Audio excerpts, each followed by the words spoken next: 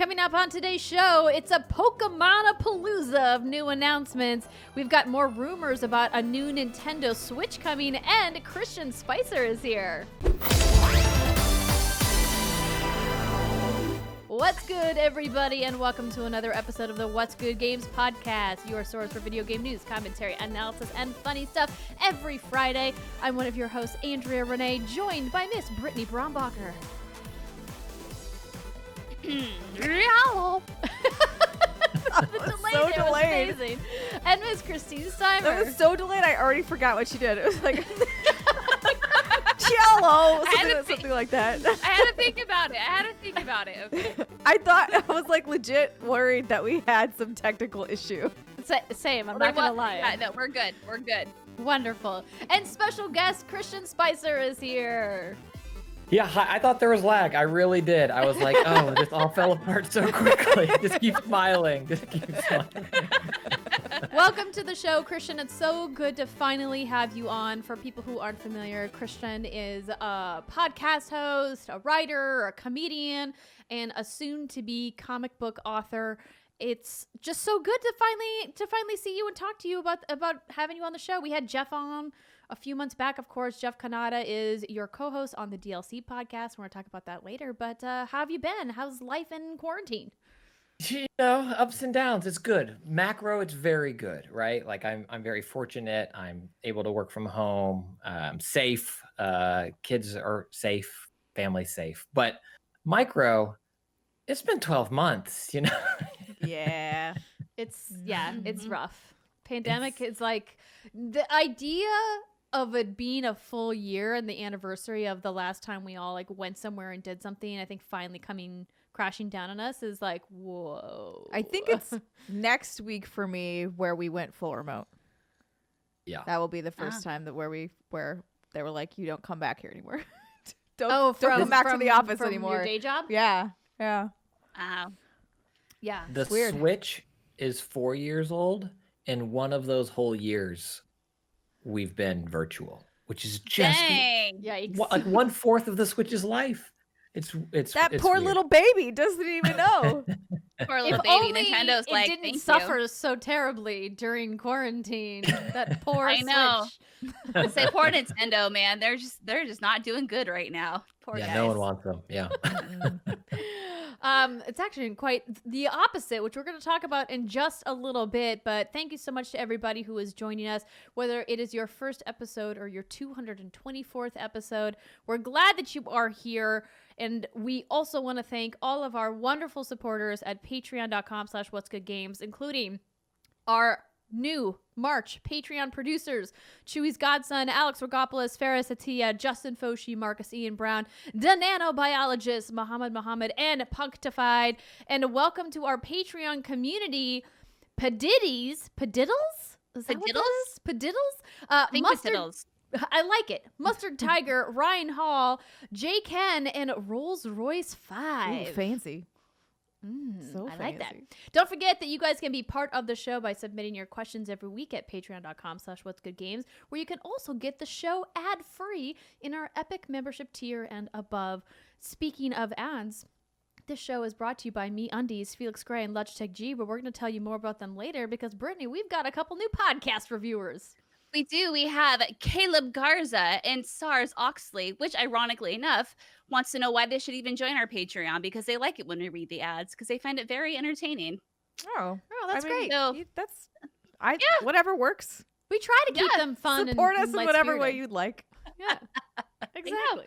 That's what they said. So thank you. And thank you to everybody who has taken the time to write us a 5-star review. As we mentioned, week after week, it means a lot to us, and it is a great way to contribute to the show. If you don't have a couple bucks to throw to Patreon, hopefully you have a couple minutes of your time to leave a 5-star review, which, by the way, every podcast platform that you listen to What's Good Games on, you can also download DLC on. Hey, look at that plug. That's true. I've been on That's two episodes of DLC. I think multiple, but I think two. I mean, it's been a black hole. These months have been a black hole. I told Jeff this story because I don't know if you all still use the official Apple podcast app is your main listening. That is my main listening. And from time to time, it will still play. I'll like start it and it'll just randomly play an episode. And it started, this was maybe 2-3 weeks ago now. Again, black hole, probably a year ago, but it feels like maybe a month ago. And I just went into podcast and it started playing the episode where Jeff was on, and I was in the middle of it. And it was like, literally it came in and it was, oh yeah, it had been like 2 or 3 weeks ago. It was after Cyberpunk came out. And you all were like, Jeff was saying, he was like, I'll take Cyberpunk now, bugs and all, just give it to me. This was like before it came out. And I was like, no. oh no. It was like Apple trying to tell me something. Yeah. Maybe not, actually. Maybe you don't want those bugs. That's fun. That's funny. Oh boy, if only we could turn back time. I'm sure CD Projekt Red wouldn't mind. No, I won't sing it. I was like, oh no, we're gonna get DCMA takedowns. I know. I was ready to join you though, Steimer. I know. That's what I love about you. You were just right there for me, always. Oh man, Content ID strikes again. But let's go ahead and get into the news, because we're going to talk about more about Christian's podcast and all the other projects he's working on later on in the show, because I know Brittany is bursting at the seams to talk about all of this incredible Pokemon news that was dropped on Friday morning last week when the podcast also dropped. So we couldn't squeeze it into last week's show. But Britt, where do you want to start? Okay, I think we need to talk about Pokemon Legends Arceus, which is the big daddy of all of the announcements. So I could not sleep Friday morning because I woke up at like 4 a.m. It's just sometimes what happens. And I was checking the internet, and then there's this big rumor going around about this open world Pokemon game. Apparently it had leaked, and it was this footage that you're seeing on youtube.com/whatsgoodgames, which was the trailer footage. So I was like, there's no way this is going to be real. No way it's real. Well, then lo and behold, during the Pokemon Presents, it was fucking real. Okay, so this write-up comes from GameSpot. So the Pokemon Company has revealed Pokemon Legends Arceus. It's a prequel of sorts set in the same Sinnoh region as Pokemon Diamond and Pearl, and the game will take a different approach to structure, tasking you to fill the region's first Pokedex in a time before Pokemon trainers. Pokemon Legends Arceus features some of the classic characters from previous games, including Cyndaquil, Rowlet, and Oshawott. The game takes place in the Sinnoh of old, with Pokemon living wildly and a harsher environment from the games set in more modern times. The mythical Pokemon Arceus is, naturally, at the center of the game's story. You'll be able to both catch and battle with Pokemon using a traditional move-based style. However, there will also be new, quote, action and RPG elements, according to the official site. It appears that there won't be a Pokemon League, and possibly not other trainers either, due to the time in which it takes place. Pokemon Studio Game Freak is developing the game, aiming to, quote, break new ground for the Pokemon series. The game will launch worldwide on Nintendo Switch in early 2022.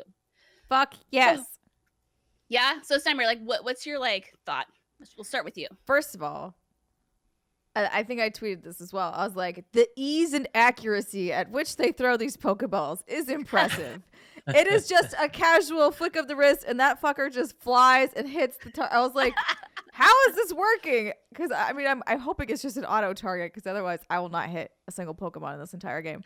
But I was just like, I was so excited because it was a thing we've always talked about, and I assumed it would never happen. I think same with you, Brett. We're just like, surely not. Like they know everybody wants this big open world Pokemon, sort of Breath of the Wild-ish thing. And I love that they did do the cheeky 1-for-1 trailer shot. That was cute. But I was just really excited because, I mean, what's not to love about wandering around a giant fucking town where you get to have the Pokemon battles, I think in particular, look cool. Yeah, the Pokemon battles. So it sounds like if you look at the website, you can toss your Pokemon in the Pokeball next to the wild Pokemon, and it sounds like they'll just actively start battling, which is an interesting mechanic. And I think it's something that, you know, Game Freak's trying to do to make the how realistic as Pokemon can be. You know what I mean? Because if you look, like in the trailers too, she just throws the Pokeball at the Pokemon and then they're caught. And it sounds like you're going to be studying these Pokemon, learning their behavior, and then catching them that way. Or you can battle them as well. So Christian, you said you're a Pokemon fan. Like, how do you feel about this? Yeah, I love Pokemon. Both of my kids really love Pokemon also, which is like, you know, proud dad. I have these like few years where they like the same things I like. After this, it's downhill. But like right now, we're like in it. Golden years. Golden years. This game looks incredible to me. Like, it is the game we all wanted. It's like, give us that, using all of the features of the home console for a Pokemon game. and they've consolidated their resources, right? It's not a handheld version and then something for the console. It's like we're getting this main thing.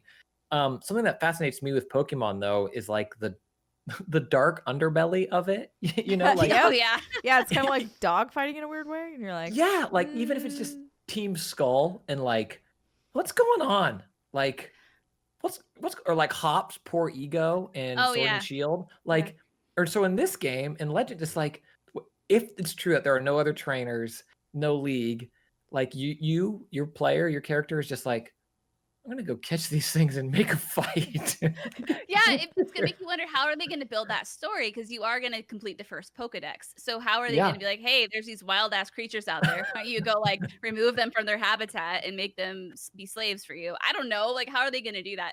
So I admittedly, when I first saw this announcement, I woke Jason up out of a dead sleep and I was like, oh my God, it's happening. Because he and I have had so many discussions about this open world Pokemon game. And from what I'm seeing, like just the footage we've seen, although it does look a little rough, and we can talk about that in a minute, I have a bad feeling. And I don't know why. Oh, I don't know really? why.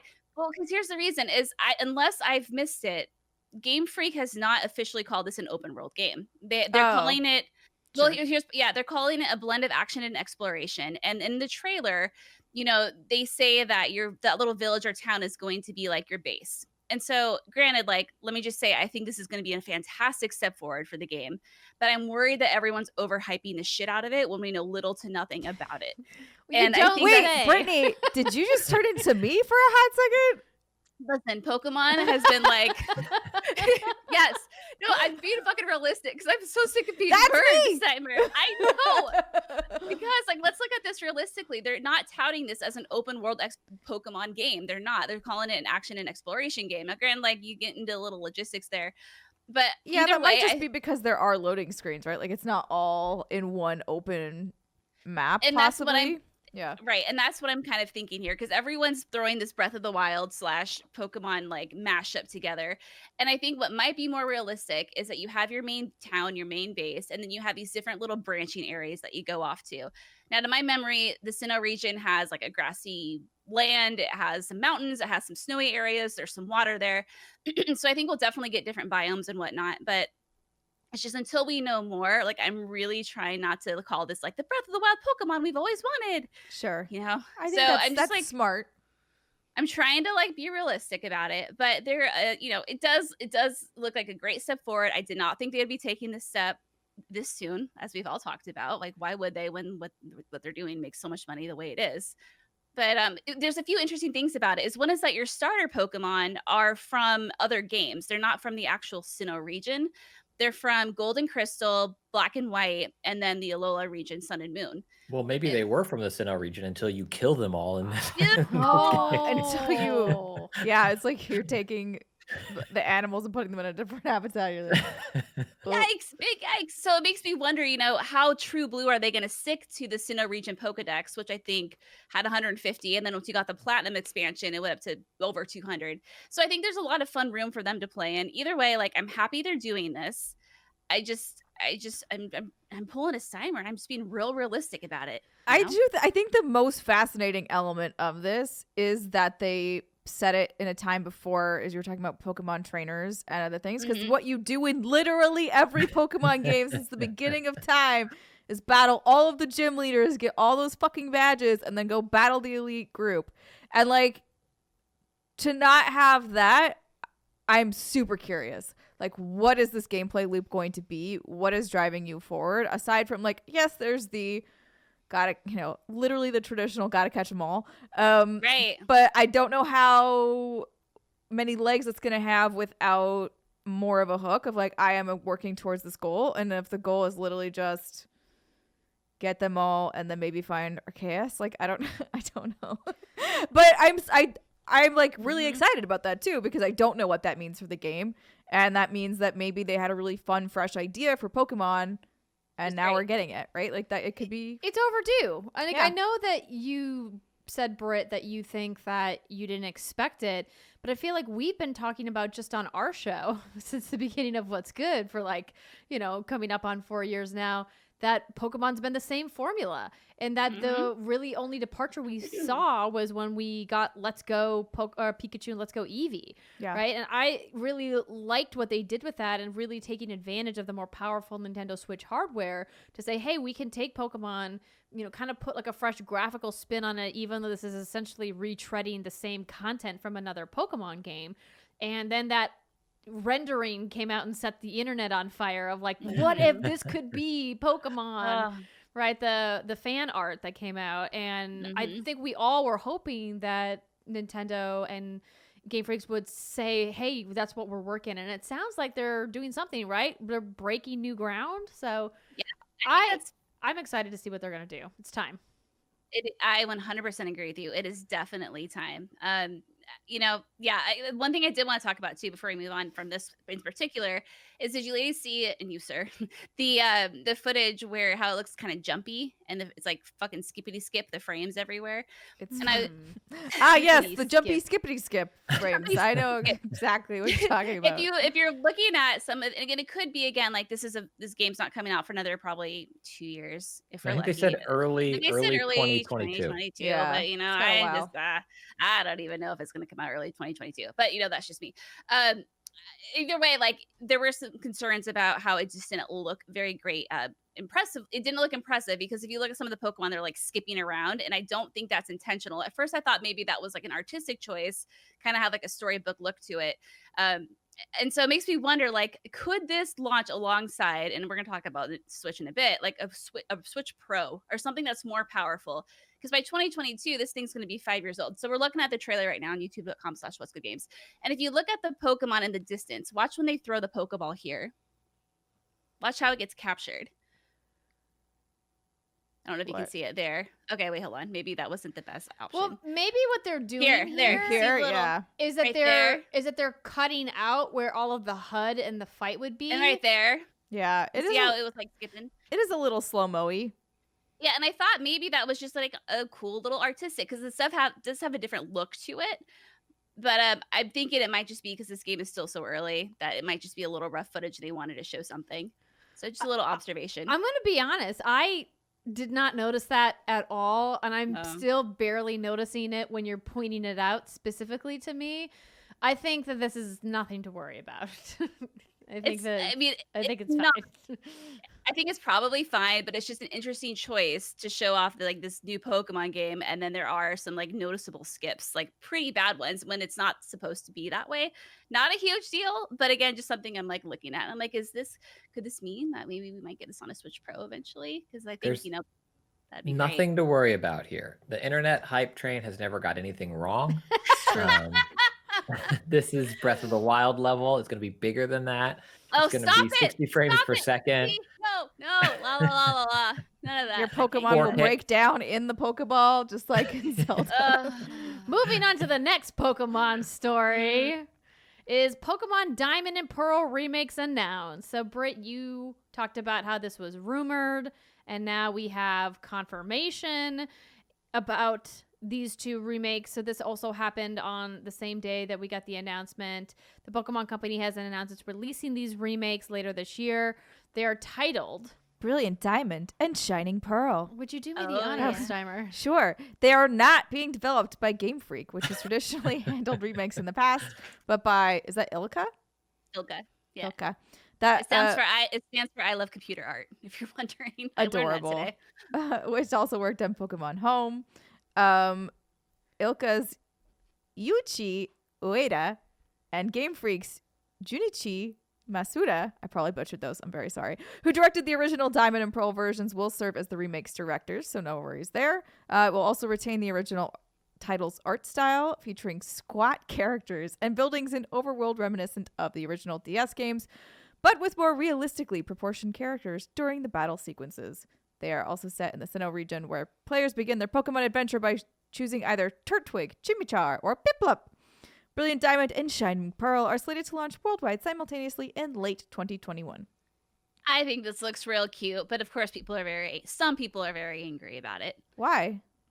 Well, it's Diamond and Pearl, and I think a lot of folks were hoping for a remake along the line of maybe something more Let's Go. I think a lot of people don't like the chibi look, even though that look is you don't see it in the battles, but they're definitely trying to keep it more like the original game. So that's why the proportions are kind of funny. Like you got the little chibi dudes, the bright art. I think it looks cute, but internet's gonna be mad at stuff. They're always gonna find something. I wonder how much of that is map preservation. It's not the right way to put it, but like geometry of scale. Like this isn't a full Link's Awakening, remake. It's a remaster. It's not quite a remaster. It's like it's this weird half step, right? It's not a remaster. Shadow of the Colossus. Yeah, it feels more like a remaster than a remake. I'm not sure why they're calling it a remake. Yeah, but they probably have to rebuild it. Yeah, because it was a 2006 Japan DS game, and this is polygons and all that stuff. But I do wonder if there's something about the time it takes to get from each region or area, kind of keeping that look, or also just making it look different than Legends, where Legends is again scheduled to come out early 2022, and this is scheduled to come out late 2021. I wonder if they're looking for just some way to have these be visually distinct very clearly for players. Sure, that makes sense. Yeah, I'll take it. Yeah, I'll take it too. I think it looks adorable and looks like a nice, relaxing, chill Pokemon game, and I think we can all go for that right now. Speaking of Pokemon games, oh my gosh, there's another one. Britt, you added this one because we got a new trailer. Yeah, we did. We got another trailer for Pokemon Snap, and we just got a few little tidbits of interesting information. Nothing too groundbreaking, but essentially, we got to see glimpses of the jungle, the desert, under the sea, and you just got to see buffalo butts. Bouffalants. They're called butts. Bouffalants, and they're really, really cute. And yeah, it just looks like it's shaping up to be super adorable and a feel-good game. There is a shot where there's a park at night, and my boy Magikarp is chilling on a rock, and I'm very upset about it. And I did not notice it until I was re-looking at this trailer, and I want to know why no one's helping him. My boy is stuck on a rock, and he's dying, and no one gives a flying fuck. But anyway, I digress. They talked about Illumina orbs, which are going to be these things that you can throw at Pokemon, and then they start glowing. I'm convinced it's drugs, but who could say? There's going to be they went over the ranking system, which is the pose, the size, the direction, etc. But then they finally talked about the online functionality, and nothing too crazy here. Just more or less is that you can edit your photos with frames. Oh, I saw him. Yeah, I saw the Magikarp. I know. Wait, I didn't see him. Rewind. Hold on. Yeah, he's just chilling on a rock. Okay, hold on. So yeah, there you got Tyranitar. And then there is on the left. Did you see him? Yeah. No, because I keep looking at the guy with the pincers on his head. Look at the right side of the screen. Or the right side or the left side? Okay. Left. So the big thing is Pinsir walking towards him, and I'm convinced he's going to eat him. Oh, yeah, he is he's like, help. Because he's so close to the water, too. It's a rock in the water. You failed to mention that. I thought he was just chilling on a rock in the middle of the desert. But if there's any fish on a rock, then it's not good for the anywho. Correct. So anyway, so these are the Illumina orbs that we're looking at, and you throw them at the Pokemon, and like I said, I think they get high there. They talked about they do look like drugs. The babies were very excited about it. They showed off the Pokeflute where you could play that and the Pokemon get all excited. But then again, they talked about the online stuff. So you can edit your photos with frames, with stickers. You can have little face filters, chat bubbles, and then you upload them. And then the most popular photos could get featured. And that's about the extent of that they talked at. And right here, we're looking at the photo Pokedex. And it almost looks like you're going to be encouraged to take photos from rank 1 to rank 4. So it's kind of like purposefully take a shitty photo and then try to take a really good photo. All of my initial ones are going to be shitty anyway. So I'm glad that that's a good point, Steimer, actually, because I bet as you unlock the Illumina orbs in the Pokeflute, then that's probably the only way you can get rank 3 and 4 photos. Yeah. But, anywho, do you like my edits with the stars and the moons? I love the stickers. Oh my god, putting funny eyes on the Dodrio is amazing. That's what I'm saying. The trio, I suppose. Christian, were you big into Pokemon Snap? Oh, look at all those Magikarps. Sorry. They're off the rock. They're free. It was a game that I remember being very excited about as a kid and buying on N64 and playing in an afternoon and then going, oh, now I played it. It has a special place in my heart, but this already looks like it has more to do than the old game. I am very much looking forward to tinkering with stickers, like photo modes in general in games. are just the ultimate time suck, and they're wonderful. And doing that in Pokemon it's going to, I mean, the memes that are going to come out of this already, right? Like they have to know. So many memes and funny little GIFs and images are going to come out of this Pokemon Snap. I am here for it. We don't have to go to Walgreens or wherever it was to get those photos developed anymore, like we did back in the day. Yes. That's how you did it. Yeah. Oh my goodness. Developing photos. I don't even remember the last time I brought like a roll of film in. Maybe it was like 2008 or 2009.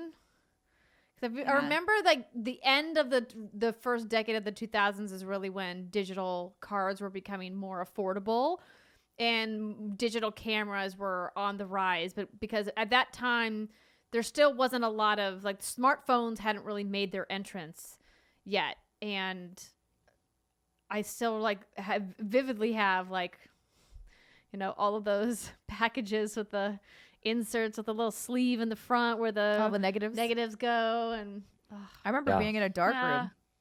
Ooh. I don't know. Do dark rooms still exist? I don't even know. I'm sure they do. You can I've still been get in film one for developed. 12 months now, so I think You even got the red light going in the background. Yeah. It's Yeah, an you actual dark do. room. You might be able to develop photos in there. I want to show like not someone as young as Mike. I was gonna say a kid, not my kids, not young.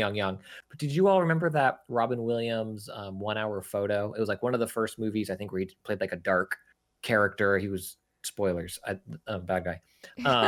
But I think there's so many fun old films like that, and also old games that just have these references that don't exist anymore. Like was it Colin Farrell Phone Booth, where the whole movie's in a phone booth, which is like just not a thing anymore. They're hard to I find. think they're even. still in London, and that's probably about it for the photo ops.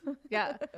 Oh gosh, I remember having to make calls with a calling card. I had my calling card number memorized with my PIN number. And always be using and reloading the calling card.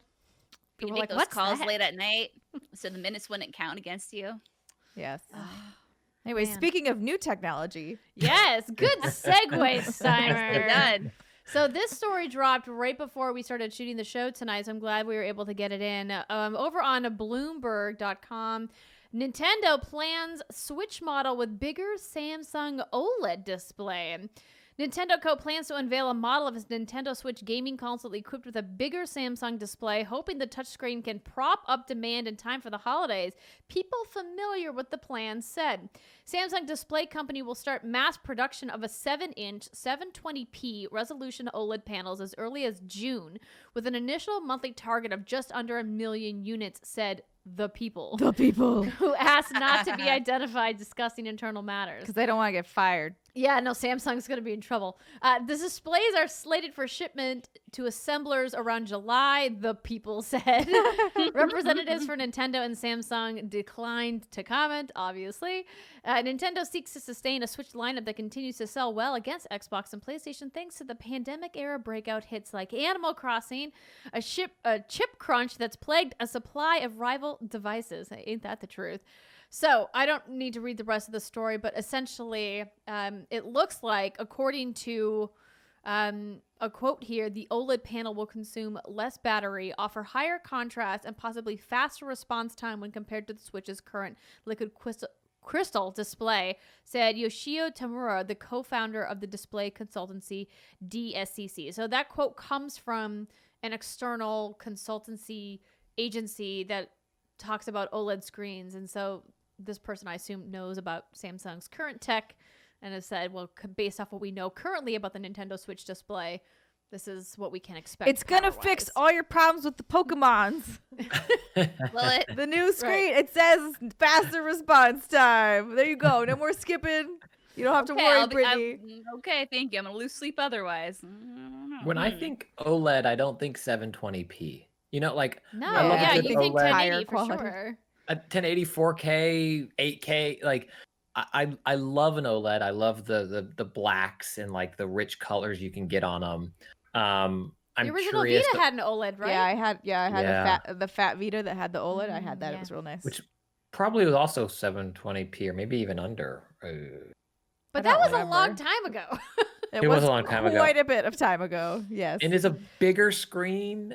at 720. It's weird. Like, I don't get me wrong, I will buy this, but I'm not sure if this is what I want. What I think I want is 4K docked and non-drifting Joy-Cons. Like Yes, that's thank you. It's tall orders.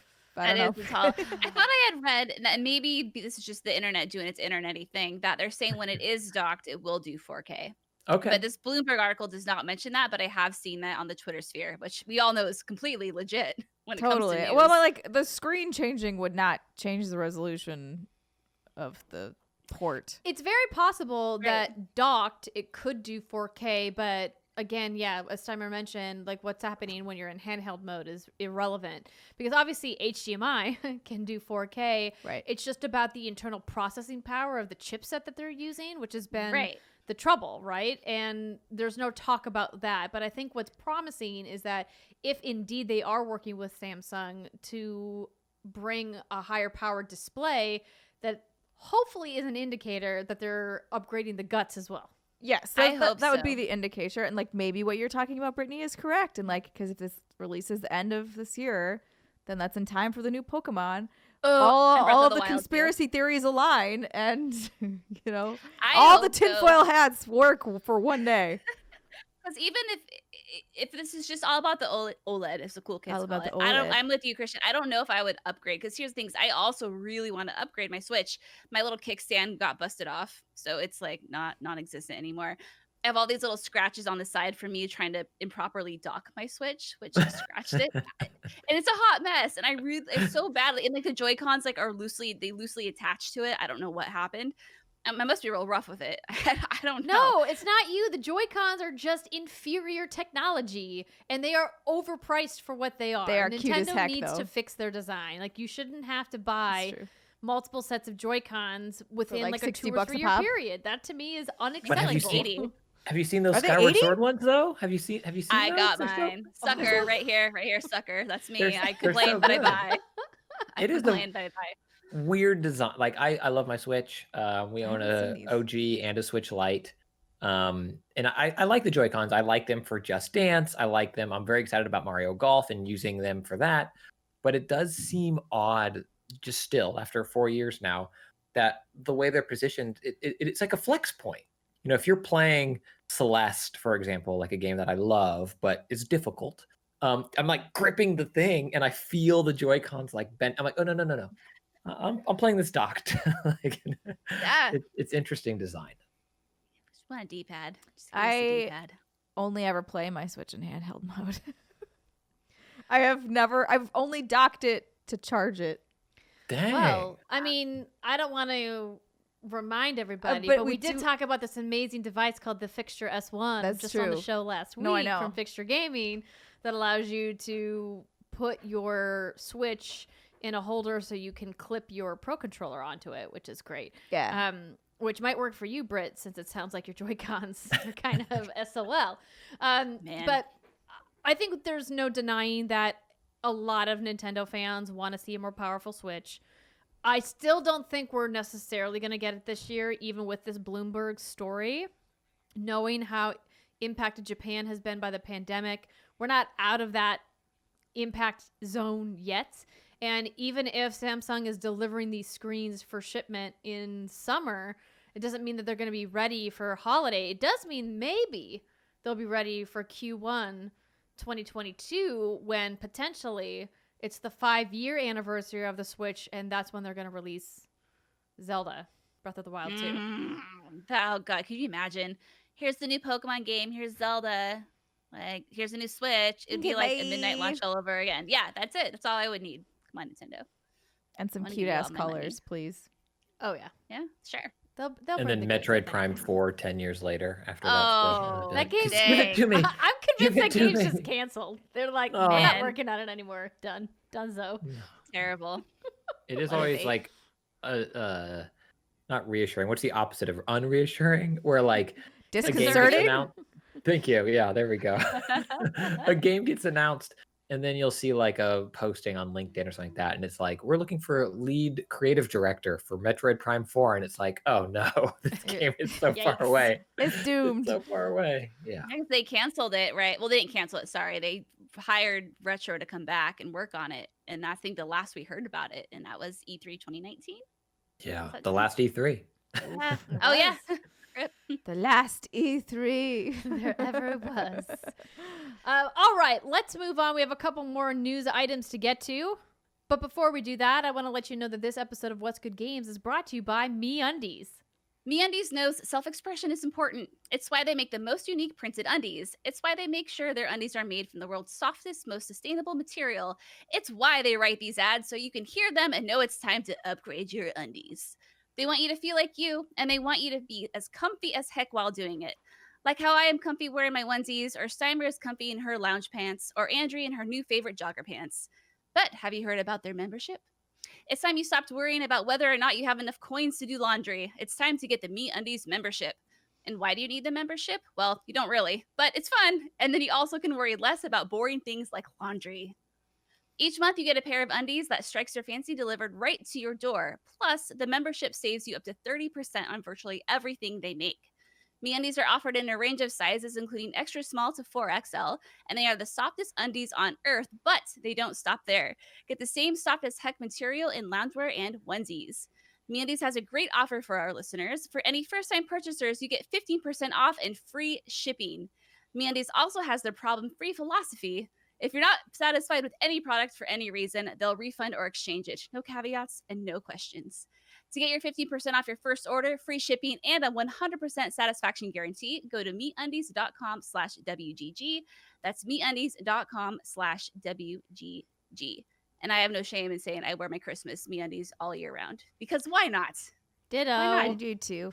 No one sees you from the waist down anyway, unless you're living with someone. So, hey. And I Zoom don't. calls all waist up. Yeah. It's true. And John and I have a lot of the holiday matching underwear because I gifted him a membership back when we first started working with MeUndies a couple of years ago. And so he's just got all kinds of themed underwear rolling around in his drawer. And so sometimes we do match our bottom halves to our better halves. That's so cute.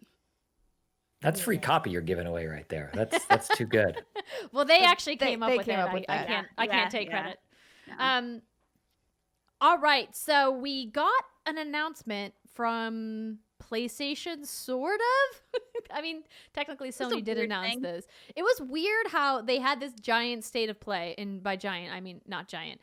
And they announced a bunch of games, but then didn't include anything about PlayStation VR. Instead, we heard last week at the beginning of the week in a blog post, "Yo, we're making another PSVR, but we'll have more to tell you about it next year." Please don't ask us. And then we get this dump of all of these PSVR games. I'm so confused about what's happening with this PR strategy.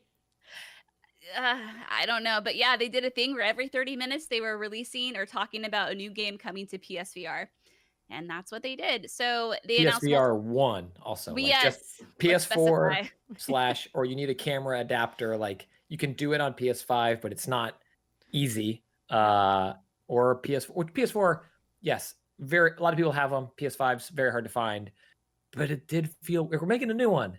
But in the meantime, Here's how a do you bunch like of this stuff. old stuff? Yeah. Yeah.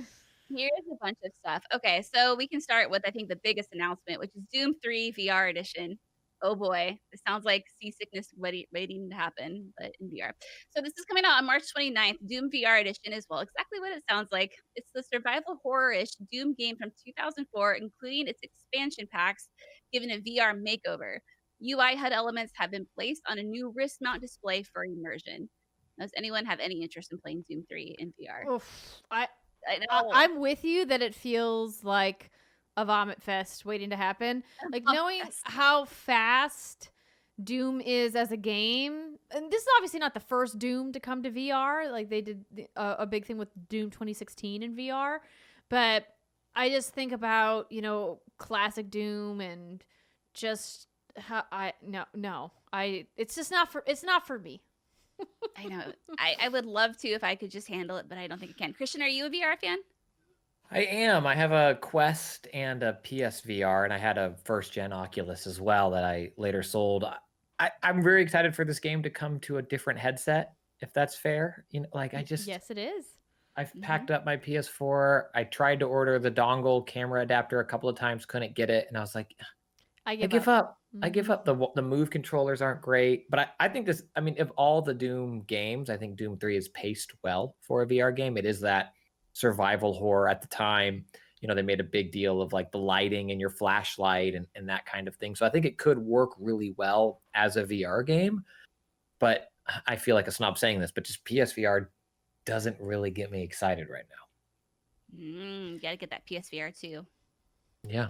I don't think it makes you a snob. I think it's just old tech. You saw the new shiny and you were like, but what about that though? And I think Yeah, but- people playing the yeah. Quest really opened minds to what VR can be as a wireless experience. And you're only going to sacrifice that movement freedom for a higher fidelity, better tech spec gameplay experience, which you're not getting with PSVR right now, right? Like, I still think it's the most comfortable headset for me personally to wear, but like you said, it's just a bunch of cable headaches, especially if you have packed up your PS4 like you have. So yeah, I feel bad for these developers. Clearly these developers have been working on these games for a while, and it just, They were just sent out to die. yeah, they're just kind of in this limbo stage, and hopefully whatever exclusivity, if any, period they have with PlayStation is limited, and then they can release these games on other platforms as well. I mean, obviously Doom being a Bethesda product, I'm sure is subject to some kind of, short-term exclusivity that probably is the same governing agreement that we got for Deathloop. And oh my gosh, what was the name of the other game that was going to be PS4 exclusive? Tokyo Ghostwire, right? Ghostwire Tokyo. Yeah. Ghostwire Tokyo from Tango. Anywho, a couple other games just quickly to run through them. Song in the Smoke was released, a new trailer. Fracked, I Expect You to Die 2, The Spy and the Liar. Zenith, and After the Fall. So if you guys want to check out those trailers, they're all available online. We're not going to go through every single one of them because we have to talk about Epic acquiring Fall Guys. Mediatonic Games Group. So this was an interesting story. So Epic continuing their domination of the gaming scene, acquiring all kinds of developers, which I never would have pegged that this would have been their business strategy, would be to go after and acquire studios. But hey, when you got billions of dollars, They're like, what else can we do? why not? Let's sue Apple. Let's see what can happen. It's true. They also got a date for that trial, by the way, but we don't. May 3rd. Nothing to update, but hopefully after the trial we can. Ooh, we'll get your popcorn out. I think I saw a subtitle on one of the sites that said it will last a fortnight, and I was like, "Boo! How dare you!" I like like it. it. I like a shitty pun. Yeah, I'm into it. Well, I just but- got some breaking news before they bought What's Good. So congratulations. Oh my Epic. God. dang! Yeah. That would be They- amazing. Please send us money. Now you can They bought only my 7th grade exclusively listen report to What's card. Good Games on the Epic Games Store. Uh-huh. Yep. Uh-huh. Yeah, we sold out. And I don't Yep. care. They got confused. They thought because of our title we were a game company. Happens a surprising amount. It was You a guys would poor be shocked. acquisition on their part, but we'll take the money and run. Amazing. So gamesindustry.biz has all of the details, but essentially Tim Sweeney said it's no secret that Epic is invested in building the metaverse, and Tonic Games shares this goal. As Epic works to build this virtual future, we need great creative talent who knows how to build powerful games, content, and experiences. The terms of the deal will not be announced. I think it's interesting that he's talking about the metaverse because I recently hosted Into the Metaverse, a virtual event summit with VentureBeat and GamesBeat, where a lot of people spoke about building and creating the metaverse, including Tim Sweeney talking about how he obviously thinks that they've already started creating the metaverse with Fortnite. If you look at the virtual concerts that they hold and all of these events that they're doing, I certainly think that there's an argument to be made, and I'm not sure how familiar people are that are listening with the whole concept of the metaverse, but essentially think about Ready Player One and the Oasis, and the Oasis is essentially the metaverse, and it's a race right now to see which game development company is going to potentially be the one to create the one true metaverse first. And I say game companies because they are the ones who are the furthest along, even though there's a lot of other technical companies vying in the space to be the one to create the one true metaverse as it's going to exist in the future. That one ring to rule them all. Exactly. But Exactly. I mean, if you're the one to do it, if you guys are familiar with the concept of the Oasis and Ready Player One, it actually dates back to a much earlier kind of cyberpunky novel that I'm forgetting. Do you know off the top of your head, Christian? Are you into like the lore of the metaverse and where it comes from? I mean, not when you're asking me this question. Like, I thought so, but no, I didn't know there was something. Now I realize I know nothing. I'm I know confused. nothing. Sorry, I didn't Yeah. mean to put you on the spot. No, it's all good. But what do you think about Tim talking about the metaverse in regards to not only Epic Games, but where potentially, the Tonic Games group and Fall Guys fits into the picture here? Yeah, I mean, I think that Epic probably, and who knows, but I do think there's a good case to be made that Epic is there or on the forefront. I mean, you look at what they did with shows like The Mandalorian, the demo they released, or again, Time's a Black Hole. You're going to hear me say that a lot. 2 months ago, last month, yesterday, with like the metahuman stuff that's Yeah. free and just shockingly realistic. And then for this and Fall Guys, it is that communal game that is a platform. Like I could see Fall Guys getting a kart racer in Fall Guys. I could see Fall Guys doing a version of a battle royale, like a traditional. Like I could see them have guns. The Doom guy's already in there.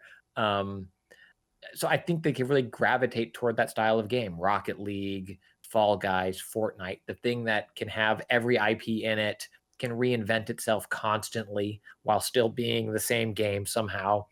I think it makes a lot of sense. And I think once you are in that universe, whether it's the Epic Store or some other way that you get into it, it's pretty compelling. It's a pretty compelling place to stay and hang out where, I feel like Fortnite had more Marvel characters than the Avengers did, like Pokemon did their first 25th anniversary concert with Post Malone, and they have Katy Perry, I think, coming next. And like, that's kind of that, but Epic's head and shoulders above all of them with this stuff. And they, as much as it's easy to roll your eyes or try to be negative about it, they're doing a really good job. Like they're not phoning it in. These concerts are big in production value. And same with these, like Wolverine in Fortnite. It's different fabrics for different parts of his, uniform, the Predator animation. Like, they're not phoning it in. So I guess if, that's where I'm going to jack in to eat a steak, I guess sign me up for the Matrix. Ooh, that's a nice reference. Bonus points for you. I think that this is great. Obviously, Epic has shown that they are developer forward and developer friendly, and clearly Tonic Games Group was like, yo, this seems like a good deal for us. Obviously, they've fallen over themselves to explain to their community nothing is changing about Fall Guys. Everywhere you can play Fall Guys, you're going to be able to continue playing Fall Guys. Everything's all good. Nothing's getting like put into a walled garden, behind Epic Game Store. Everything's still available. So, continue to have fun playing Fall Guys. Now, if that's going to continue in the future, who could say? But for now, you can still play Fall Guys on Steam. All right, so just a couple of other quick updates. I don't want to go too far into this story because I want to mention it because it was really big this week, but Elden Ring footage quietly, air quotes, the biggest air quotes ever, quietly leaked several weeks ago. I mean, definitely parts of the internet found it. And now it definitely is getting kicked up and being shared widely and was promptly taken down, of course. Over the weekend, Adventure Beat's Jeff Grubb spoke on their Games Beat Decides podcast and said that fans would not have to wait long for information. Of course, if you guys aren't familiar with Jeff Grubb, we quoted him a lot leading up to the announcement of the Mass Effect Legendary Edition. He was quoted several times talking about, it's going to be announced here. It's going to have these things. And a lot of what he referenced ended up becoming true. Turns out he's got sources. Crystal ball. Yes, exactly. And then after Jeff Grubb spoke about it, Bloomberg's Jason Schreier, who we know has lots of inside sources as well, went to Twitter to say that there was strong evidence floating around that the game will be shown relatively soon. Obviously, we haven't heard anything about Elden Ring since E3 2019, which is The last E3. the finally last E3. in 800 years. But there was some speculation that the game would be part of an apparent or alleged Microsoft gaming event, but Aaron Greenberg from Xbox came out and said, nay, that is definitely not true. This thing that you guys are saying is going to happen is not going to happen. We're not going to have Elden Ring at some event that you think is happening. It's not true. I mean, it kind of happened, though. Jason's got his sources. Jason gets scoops. And two, it did kind of get shown. It was like, for people who didn't see it, it was like shaky cam footage of somebody recording a screen with a cell phone from a couch or something. It was bad, and it was very clearly done. I don't want to say illegally, but somebody broke an NDA agreement or an embargo. Illegal move. It was bad. It's like it's like with those terrible Hall H videos you used to see from Comic-Con of somebody like sneaking a cell phone in and like, anyway, it was bad. And regardless of it being bad, the internet is like super excited and has their panties twisted for this. And on top of that, Elden Ring's publisher, Bandai Namco, was found to have trademarked Bandai Namco Next, which may be a name for their own online briefing, their Nintendo Direct, their State of Play, their whatever you want. Look at that alliteration. They're like, we found a word, it works, thank God. Let's work. I mean, poor Elden Ring fans, they're so frothing. Like, they cannot, they can't deal with it. They are just like this tripping over themselves. Group of like highly flammable humans, and one little spark is all it takes, and they're gonna be fucking blowing up everywhere. And so what's funny now is like they're just so desperate for information, and things are getting leaked that aren't even Elden Ring. So a bunch of photos and whatnot have leaked, and they're like, "Oh my god, look at this cool snake!" And they're like, "Oh, actually, the snake is from someone's like art portfolio. This has absolutely nothing to do with Elden Ring. It's just getting like out of hand." And the if you haven't hopped on the Reddit, I would recommend you do so and check it out. It's a place. It's a place where people go. It's a place. I love hype. Like on DLC, we used to do the E3 hype train. Rest in peace. But it's like yes, it sometimes does you wrong, but it's super fun. It's super fun. Like there is, and I mean this tongue in cheek, but also sincerely, there is no better game than an unreleased game.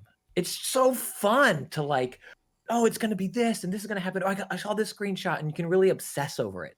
I love that stuff, and I love internet sleuths. It stinks when you get disappointed and it doesn't pan out for you, but it's like, Christmas morning all year. I love it. Like, I'm in. My issue is that you're like, oh, I get disappointed or whatever. I'm like, yeah, you did it to yourself. Like, you did this. You set yourself up to let yourself down, and I don't understand that.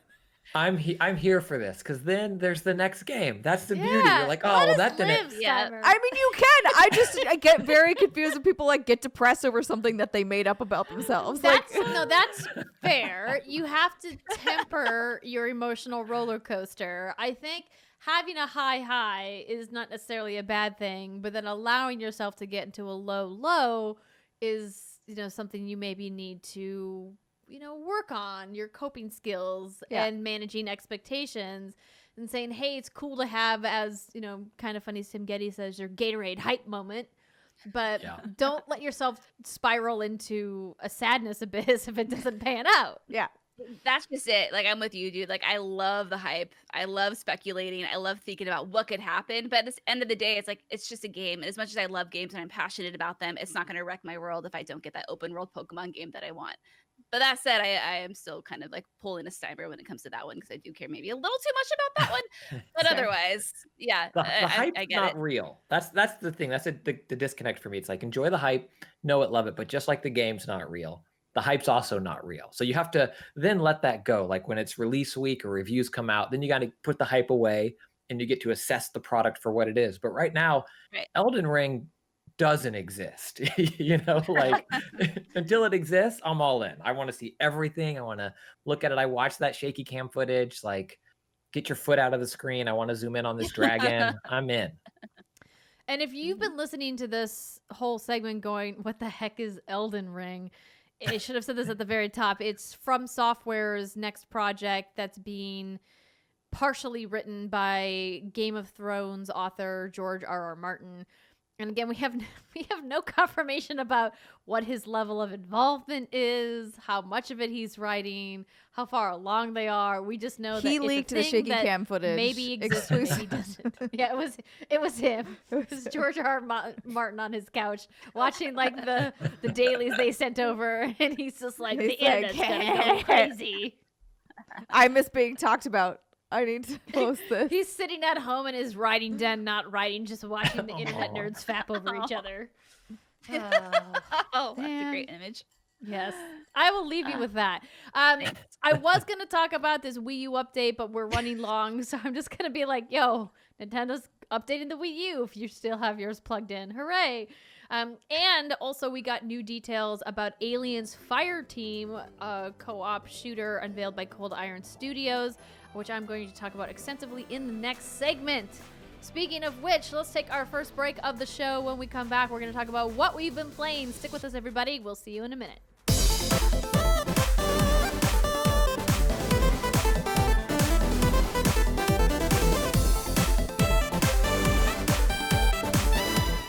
What's good, everybody? Welcome back. It is the second segment of the What's Good Games podcast. This is where we talk about what we've been playing and any preview events that we've been to. And I've actually been to a preview event. It's very exciting.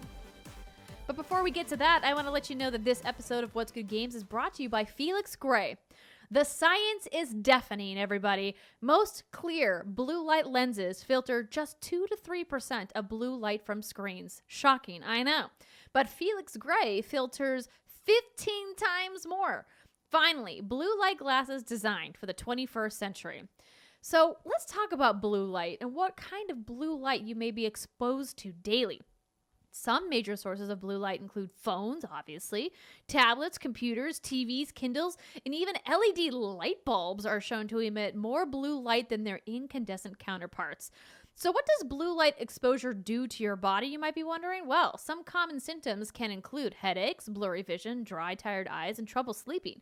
And exposure to blue light at night can impact your melatonin secretion, the hormone that regulates sleep. Blue light also messes with our internal balance, which not only affects our sleep, but it causes stress, headaches, blurry vision, and eye fatigue. But Felix Gray glasses filter 15 times more blue light from screens than other clear blue light lenses to help restore your balance. And while all of those terrible symptoms that I was reading are definitely no bueno, it doesn't mean that you're just going to pop on any old blue light glasses on your face.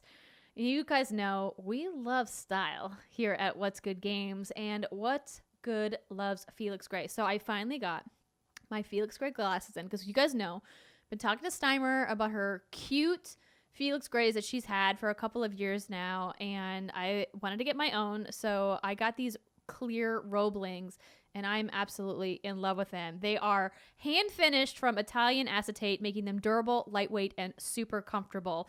And the good news is, if you guys order your Felix Grays and for some reason you decide, hey, you know what, I don't love them. Well, in the first 30 days, their in-house customer care team will take care of exchanges and returns, no hassles, and no questions asked. You guys, our eyes are not meant to look at screens all day. Let Felix Gray help. Go to FelixGrayGlasses.com/games to shop glasses that work as hard as you do. That's FelixGray Glasses.com/games for free shipping, free exchanges, and that 30-day money-back guarantee. FelixGrayGlasses.com/games. And you could have cute glasses like this too. All right, where do we want to start? There's so much to preview. There's so much to talk about this week. It's very exciting. Well, since you and Steimer have probably spent the most amount of time with your preview game, why don't we start with Strawberry Cow? Strawberry Cow. Is the Strawberry Cow in Story of Seasons, Friends of Olive Town? I haven't unlocked it, but I have a feeling it is. Sorry. Pioneers of Olive Town. Yeah. Okay. So, Steimer, I'm going to be talking a lot about my next game, It Takes Two. So, would you like to take the lead on this one? Oh, that's Did a I lot of just throw you under pressure. the bus? You did. No a little bit, pressure, only because Steimer. I'm like, I mean, I've been playing a lot. This is a game that has unfortunately impacted my sleep schedule, and I'm not proud of that. But Because for the record, for everybody listening, Steimer is a grandma. I wasn't going to say that. I was going to say you're so good at self-care and wellness. Oh, thank you. Bringing her vitamins over when we're shooting the show, leaving my house early, even though I'm like, let's watch more Golden Girls. She's like, bitch, I'm tired. I'm going to I bed gotta go to bed. It's my bedtime. Hour. It's 10 o'clock. I need to sleep. And then she texted me and was like, I stayed up until what, 1 o'clock? It was 1 a.m. It's been 1 a.m. a couple of nights with this game because it's got that gameplay loop. I mean, it's very familiar. So if you've ever played sort of a farming simulator, like a Stardew Valley or anything like that, you will know the loop. That awful loop. That awful, beautiful, brilliant awful, loop. Beautiful baby loop. Yeah. And just one more day. Right? Just one more. Just to set the scene for everybody, because I kind of butchered the name at top. We were provided access to the Story of Seasons Pioneers of Olive Town preview. Yes. So there's a limited scope of what we can talk about in this preview. I believe, Brittany, you said up to year 1, correct? Yes, up to year 1 is what we can talk about, and then the full review will be coming later. You know, it's really convenient that it's up to the full year because I'm not even out of spring yet. So I've still been playing it a lot. Like, so I really try to min-max my time. Like, I've passed out a few times, which is not great. Me too. I always pass out. Okay, good. So yeah, if you don't know, if you're like, I've never played a farming game, what do I do? It's pretty simple. So the whole premise is very standard, I will say. You are a young kid from the city and you can, customize your character, build whoever you want. And then you go to take over your grandfather's farm who has passed and he left you this dilapidated farm. Thanks. It's like, thanks, Thanks, Gramps. Grandpa. Yeah. And for whatever reason, you being the newest member of the town, the mayor decides to latch onto you and asks you for every favor under the sun, even though all these other people have lived there for years and surely could help him out a little bit better.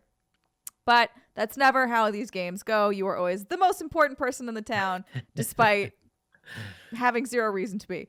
And so you go in there and it'll basically just start setting you up. I slept in a tent for quite some time before I could build a house.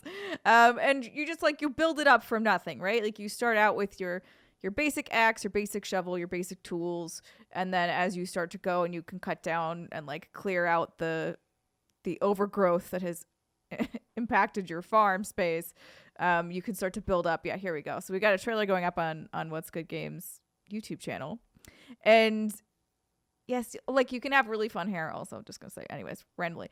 So that's kind of the general gameplay loop is you are trying to constantly building it better. You can make improvements to your farm. Also, the best addition to this game is pets. Well, they're so cute. They are. Pets are the very best. Cute. So I held off for a while because my strategy in these games is always, it's not really a strategy whatsoever. It's just me being stressed out. But I always try to get as much money as I want to feel like I'm in a good place to be a good pet owner, right? I'm not going to get this pet when I'm living in a fucking tent. That's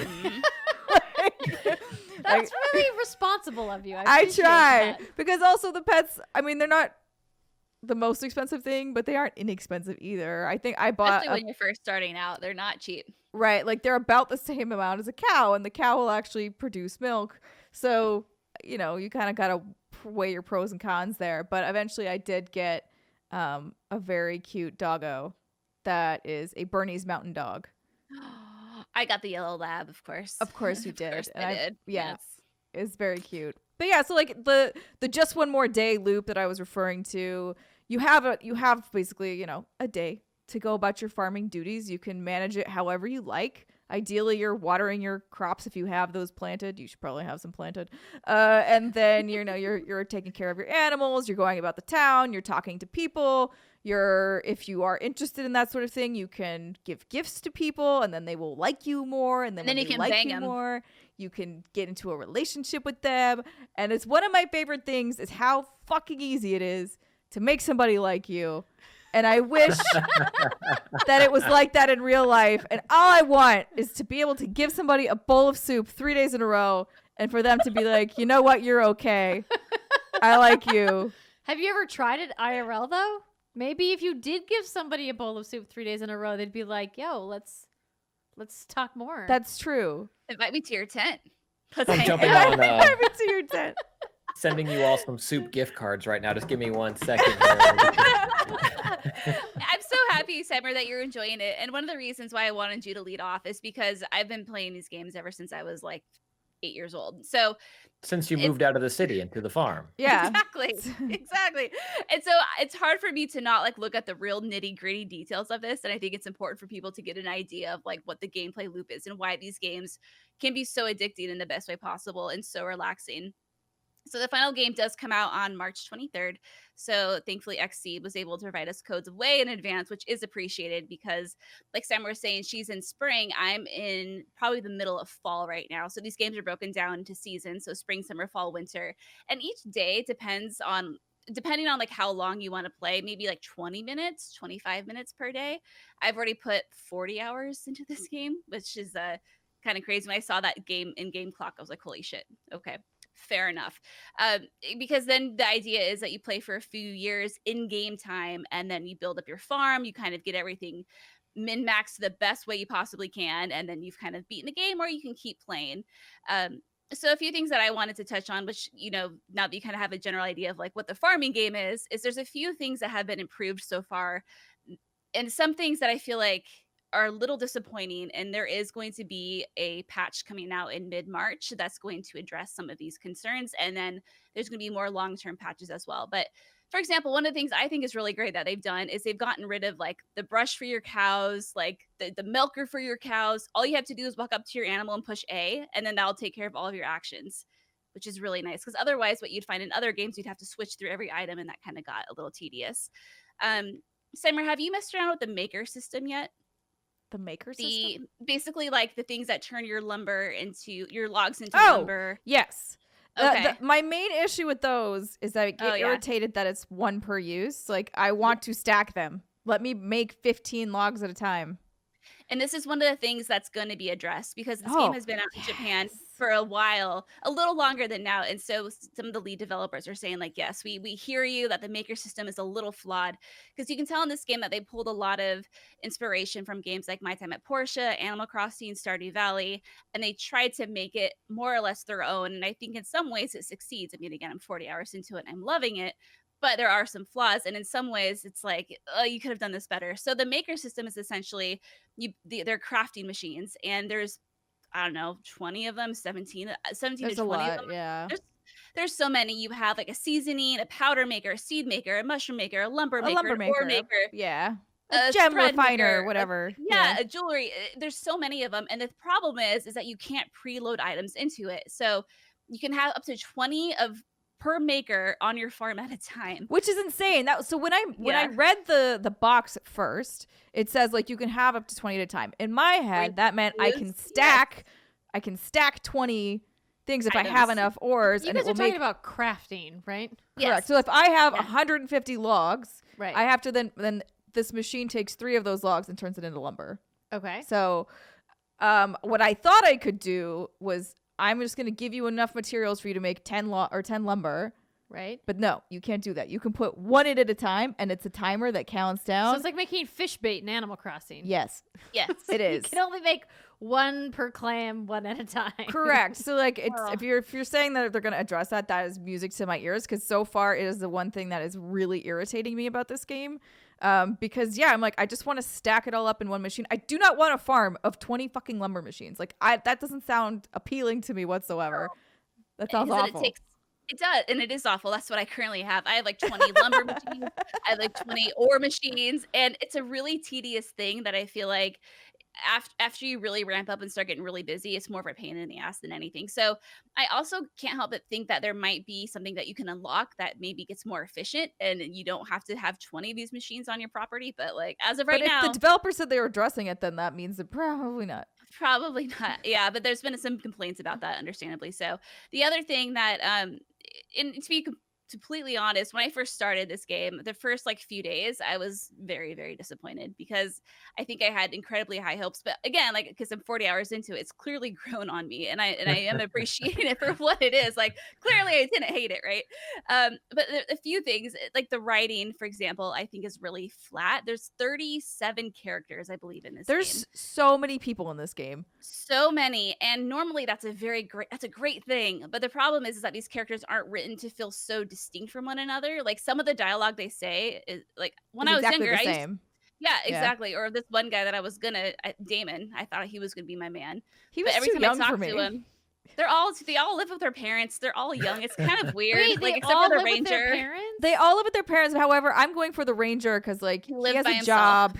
Yeah. He technically lives in the house with his dad when it rains. He doesn't live in the. Oh, I thought. When it rains, he's always at home with his dad. So I don't know if it's His just roof's like him probably helping out leaking. because he does sometimes live in the ranger cabin. It's just like depends on Okay. the day. But he's the only one that has some sort of semblance of independence.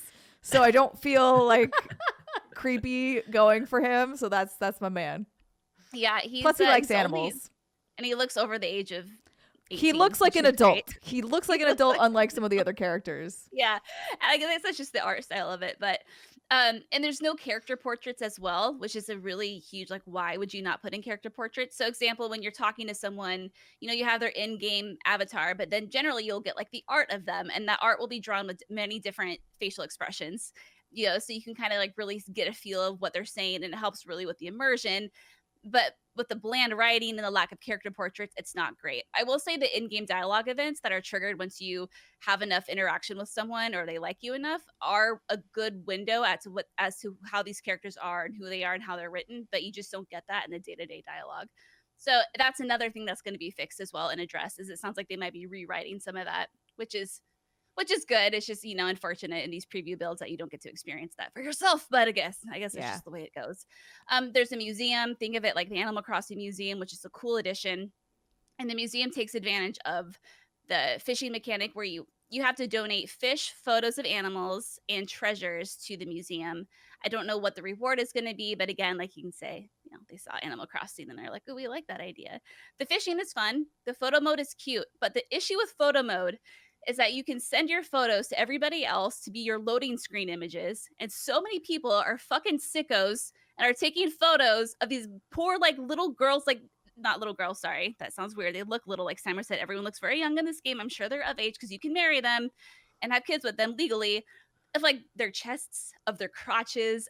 There's pictures of foxes' buttholes everywhere. What the fuck? No, wait, we talked about this because you had mentioned that you were concerned that this was a public photo mode option that was going to be abused, and it sounds like it already is. And knowing how it's a limited release, at least in North America right now, it's only going to get worse. Like, come on, we're supposed to be professional members of the press, air quotes here, and this is while I'm seeing during my loading screens. But so that means one of you is posting those pictures, and I'm just kidding. Yeah, I mean, It's not me. I took a really shitty photo of a squirrel that was mostly just a bush. Like, I'm surprised because like in order to take a photo of something, it has to be blue outline for it to be considered captured. And so, like, I took a really shitty photo of an eagle as it flew away, and it didn't count because like it wasn't. It wasn't captured, wasn't outlined in blue. But for some reason, even though the squirrel was like fully in this plant, it was still outlined in blue. And I was like, all right. And so I took a picture and I gave it to the museum, and they're like, what a beautiful photo. You're like, cool. You can't even Just tell there's a practicing squirrel for there. Pokemon Snap. It's all good. So what I'm saying is I'm going to get really amazing scores in Pokemon Snap because my photography skills are unparalleled. top-notch. You are like getting so much practice in. Just a few more little things I want to touch base on is that there is now a request board, which means that you can go to the town hall to figure out what people want, which isn't unlike stuff we've seen in games before. The problem is you have to go to the town hall to find out what people want. It's very far. And then go back, especially the loading screens, which are also going to be addressed in a patch. Thank God. Oh, really? Yes. Yes. Right? This is like the good news podcast. You're just telling me all these really wonderful things that are happening for this game. I got you, girl. I got you. You have to go to the town hall, find out what people want, go back to your farm to grab what people want, and then go back to the town hall to turn it in. Kind of annoying. Your farm is broken down into 3 sections, and each section can only be accessed once you have enough materials to clear it. At that point, you can build more stuff if you want to. It's kind of an interesting new mechanic. And then there are these terrifying things called the Earth Sprites. Steimer, have you found these guys yet? They're not terrifying. They look like evil demonic eggs with lips. I like them. Oh, well, My you can little have them. demonic eggs with lips. They're Oh, just little puffballs. They're just like literally, they're very shapeless, but they're just like little blobs. Okay. And they're like, you've been where? Here's what the thing. Like, honestly, a lot of this game reminds me of Stardew Valley. Like, that's just what I'm gonna say, for better or worse. And so, I mean, yeah, because like even the mining stuff, you'll go into the mines pretty like deeply. They're all like, the first one seemed to have like a level cap of 10. The second one, I have not hit the level bottom yet, and I'm on. I made 30. It to 20 something. Okay, that's why. Yeah, because I was like, I made it to. I thought it was gonna be 20, because right, you'd think you'd go 10, 20. It goes 10, 30.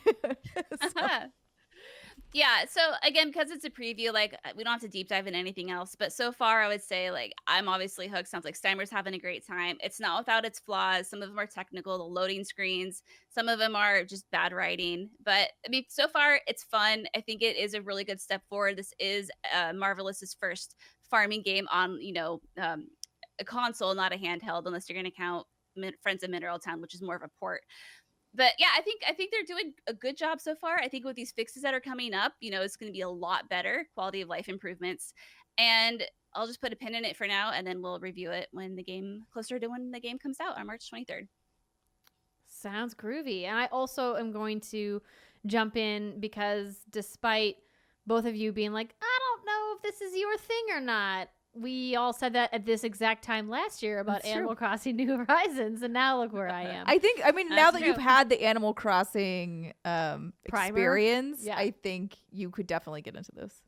Okay, I'm gonna check it out. I have to at least see the strawberry cow. It's gotta happen. Yeah. Christian, you and I both tried out the Outriders demo. So I talked a little bit about it on the show last week, but would love to hear more about what your experience was like playing it on PC. Yeah, so this might have been the last in-person event I maybe went to. I'm trying to think again. I went to like a big Outriders hands-on. It was like 4 or 5 hours. Yeah, I was there. I don't know if you and I were in the same session. I thought I saw Jeff in my session. I don't know if Jeff. Did Jeff I think I also went. go? I don't think Jeff went. I was with Paris, and I were like OG Outriders. I saw him at the squad Last of Us Part 2 preview event. Yes. Yeah. They were, I think, maybe around the same time. Yeah, January of last year. Jeez. Yeah. Wow. I know, it was ages ago. Yeah. And this game, Outriders, was originally slated as a end of the year, a holiday 2020, then got pushed, and then recently got pushed again. I say all that to say this demo feels very similar to what we played back at that in-person event. And I said it then on DLC, and I'll say it again here now. I really like this game. Like, I'm not going to sit here and say it's perfect and doesn't have, flaws or faults or parts. Like, some of the story I find really compelling. There are other moments where it feels very like aggro for aggro's sake. It's like, no, I'm making this up, but it's like, and we're gonna cut the baby's face off. Like, what? You just mean let's go. Like, you don't have to say that. It's like some of the other factions or whatever that you come across. But what I really love about it is that it feels to me, and it's all in this demo, which I'll circle back around to the demo that I love so much as a demo. But it feels like an evolution of a Gears of War style formula, where you can play that pop cover shooter. I've been playing mostly as the Trickster class, which I think actually maybe works better not taking cover and just kind of running around the battlefield. But I love the addition of powers. Like, I love Apex Legends because you have powers. Like, Warzone's great. Fortnite's awesome. Valorant, powers. I love powers. Like, it's like, give me powers, I'm in. And so I love the addition of kind of these powers, and the Trickster can manipulate time, and you kind of still have that Gearsy style. It's not quite a roadie run, but it seems similar when you're sprinting. And then the push and pull of how each class regenerates health, in terms of it seems to try to pull you into conflict versus have you hang back. And the loot's been pretty good, like especially in this demo, the fact that you're able to replay things to try to get that, epic or legendary or rare piece of gear is really cool. And Andrea, that the thing I'd love to get your take on too, I love this demo. It is a free demo.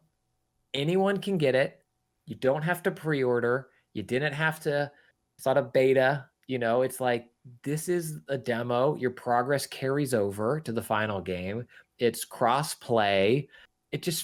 I wish every game did something like this. Like, that alone makes me love Outriders. I'm with you 100%. You pretty much echo all of my thoughts on it. I really liked this game when I saw it in preview events. Obviously, fans of What's Good Games know that we've done extensive work with Square Enix, so disclaimer that they have sponsored many of our events and things in the past.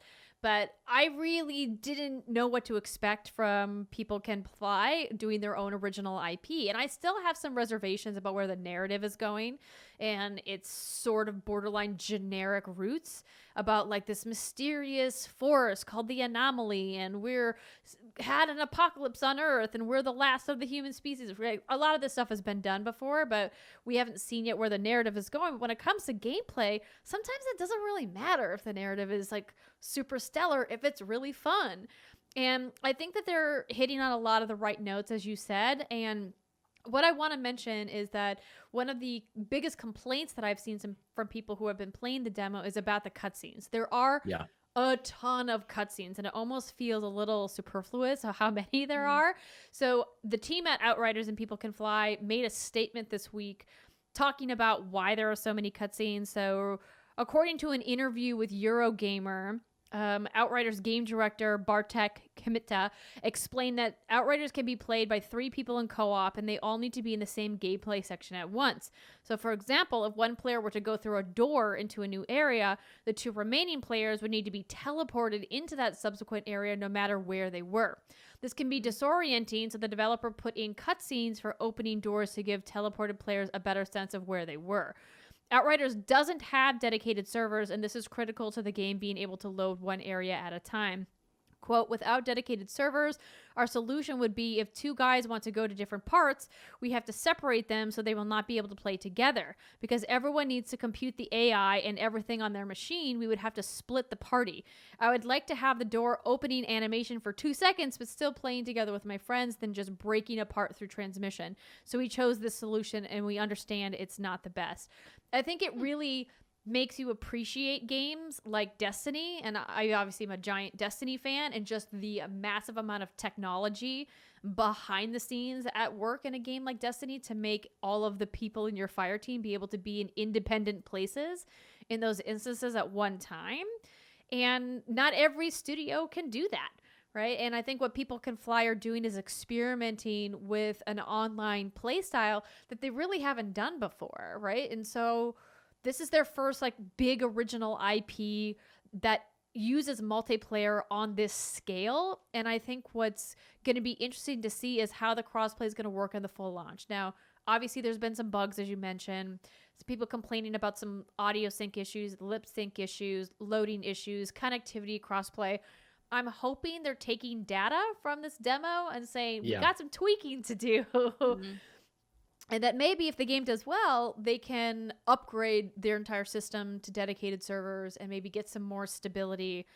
But who knows where it's going to be at. But as you mentioned, it's free to try. You literally have to commit nothing to check it out if you want to, which is great. A lot of times people get kind of butthurt about the whole pre-order system, and Square Enix is like, yo, like, you don't have to put any money down. You try it out. If it's not for you, that's cool. But if it is, awesome, you can bring all your progress and carry over. That's literally the only reason why I decided to play the demo, was because they do allow your progress to carry over. And I was like, that alone, like all the other things you mentioned, also great.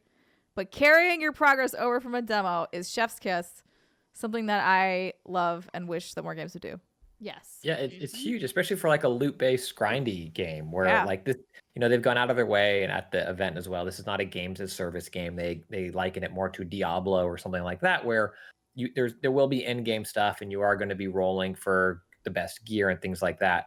But to know that you can invest that time now in this demo, if you're having fun and replaying it with your squad or your crew, and bring that over, it's absolutely huge. And I think, Andrea, you mentioned too how The plot doesn't necessarily matter as much. Like, it could be great, it could go somewhere, but if the moment-to-moment gameplay is fun, like, to me, that reminded me of one of People Can Fly's earlier games, or a version of the studio with Bulletstorm, where Bulletstorm, tonally, I did not love. Like, it was it was problematic. it was memed for all the wrong reasons, and it was problematic. But gameplay wise, with like your leash and your kick and the gun, like, everything felt good. I wish I could just like play that, maybe with the volume down. And so this game, Outriders, is not, at least from the demo, is not problematic in my opinion the way Bulletstorm was. But they've nailed that gameplay, and I've played a good bit of it on, I don't have it in here, I have it next to my bed, on my Backbone controller on my iPhone with GeForce Now, and I love that for like a grindy game. Like, I'm gonna sit in bed. I know I shouldn't be playing games in bed, but I'm going. That's very bad sleep hygiene. The sleep doctor over here is gonna take you to school. Be careful. I know. I'm sorry. I shouldn't have admitted it, Grandma. But it's great, and I've had a ton of fun with it. So I love that stuff, and I love those options. And I have a 3080. It runs great. The cutscenes currently run in 30 frames, which is like a little disorienting, especially how frequent they are. They've said they're going to change that. But I mean, I'm screaming through this game, and it's just a joy to play. And I think at the end of the day, that's kind of what I want in a lot of my games. It's fun. I went pyromancer. I love fire. I love fire mages, and the abilities are just a ton of fun. And when you get people with mixed classes playing together, you can really kind of combo your abilities together. I think that whole elemental system that they've worked into the gameplay of Outriders really is working for me, and I really love that addition. It makes me feel powerful to be able to throw those abilities all the time and not be restricted. It feels really fun. I'm playing Devastator. Did you pick that instead of Technomancer? Yeah. I didn't go Technomancer because I also, Christian, love fucking powers. I want to feel like they are powers and not like it's just a gadget thing that's being thrown out there. So I was like, screw it, I'll go tank. And then that way, when I pair up with folks, like, I'll be useful. But then also that I was reading through, I like also, pulled up on Google, what does the skill tree look like? What do the powers look like? And I was like, yes, this is very much up my alley. Like, one of them, you shoot up into the sky, select a target, like fly down into them, and a bunch of rocks come up and impale everybody and they die. And I was like, yes, this is fun. And like, my class heals basically if there's dead bodies around me. Which is fun. It's similar to the way the trickster heals Christian. Yeah, the healing mechanic is one of the more unique things about the gameplay that I really haven't seen done in video games. I mean, I think the closest thing that I can think of just off the top of my head is how in Doom you have to kill enemies to get heals, but the way that they've done it in Outriders with each class having a unique way to heal, I think is really fun. The only one that's makes it away is the Technomancer. That's the only one that has a heal that's like you don't have to be close. Yeah. I need Trickster because I need to manipulate time because we can't all be pulling off headshots from helicopters, Andrea. So I need to I need to slow things down. Let me just dust off my shoulder here. I played Trickster for a bit. It was really fun. I knew that what she had picked, and it was also kind of glass cannony, and I didn't want two of those running around because it feels a little bit difficult. So I was like, if I go tank, it feels like good synergy. Yeah, that's the other thing quickly I'll mention is like, I do like how, and other games have done this too. Like, I mean, the Division 2 does so much right. It's hard not to talk about it. But I like the world level approach that Outriders takes to difficulty also, where just because you're further in the game doesn't mean you have to play it harder. Like, it will naturally unlock you into a harder world level, but you don't have to play it there. You won't get as sweet of loot and good of rewards. But if you just kind of want to go grind and not get the latest and greatest, you can play easier, which is how I've played a lot of it in bed because I'm on, on a phone. But I really like that, and I wish more games would approach give that approach of like, customize all of it, play how you want to play. We don't care, just have fun. And they give you all of the line items for what you get at the world tier, which I think is so awesome. They're like, do you want to see how much better your loot drop will be at this world tier? We're just going to go ahead and bullet point it out for you of exactly what you're going to get on each of these world tier difficulties. And I wish more games were transparent about that. I'm not quite sure in a grindy game why you would feel the need to hide that, because people are going to like data mine and find it anyway. So like, thank you, People Can Fly, for just saying, yo, we're just gonna tell you that the loot drop at World Tier 4 is 50% better than at World Tier 1. Totally. The one other like thank you, People Can Fly thing, you can recustomize your character like at any time. Yes, thank you. So amazing. Right from the get-go. If you're like, you hate your hair, fix it. That's little. No, I was like, because I was texting Jackie and I was like, I hate the way my character looks, so I have to remake this. And she was like, don't do it. There will be a station like very shortly and you can just remake how you look. And I was like, oh, okay. Thank you for telling me that. You saved me some time of rewatching all these cutscenes. So yeah, even if you have the old cutscene lighting throwing you off and then you get into the game and you're like, don't like that, it's totally fine. You can make a change very easily. Yeah. Oh, I'm excited. April 1st is when that game comes out. And the demo, I believe, is up until then? Yeah, I think pretty so. Sure. So you guys have got time. But we have more to talk about. We have 2 more previews to get to. So, Britt, let's pivot and talk to you about It Takes Two. That rhymed. Yes. Yeah, I didn't even try to do that, but here we are. So, It Takes Two, of course, is from the developers of another co-op game that you talked about on this show called A Way Out. The infamous now Joseph Fares and Hazelight Studios. He tweeted or said in an interview, I don't remember, that if you're bored with this game, he'll pay you $1,000. I love it because he doubled down during the preview event on that as well. He was like, I'm sticking to my But like, how do you quantify bored? Like, how do you, because you could just be like, I am bored, give me $1,000. Right. Yeah, it was dumb. But apparently the game is not. I've heard good things. The game is great. Yeah. So this game comes out March 22nd, 2021 for PC, PS4, PS5, Xbox One, Xbox Series S, Xbox Series X. Currently no plans for Switch, which is kind of unfortunate. But what's cool about this is it has the Friends Pass, which means that you only need one copy of the game to play with someone else. So if I'm like, you know what? I feel like a little like not like myself today. I think I'm going to play video games with Steimer. Then I would be like, hey, baby girl, I already own this game. You just want to play it with me? Like, come on over. I mean, not literally, but it does support local or online co-op. And so she wouldn't have to buy the game to play with me. So this game follows couple Cody and May, who are 2 humans turned into dolls because their daughter is sick of their bullshit. It's like, will you just stop fighting, please, like, and get along? And they essentially need to work through their issues and try to get along. And this game is built from the ground up for co-op, which means that, like, the puzzles, the mechanics, the gameplay, everything does require 2 people. And so it's really fun to play games like that. And Joseph is really great at making co-op experiences.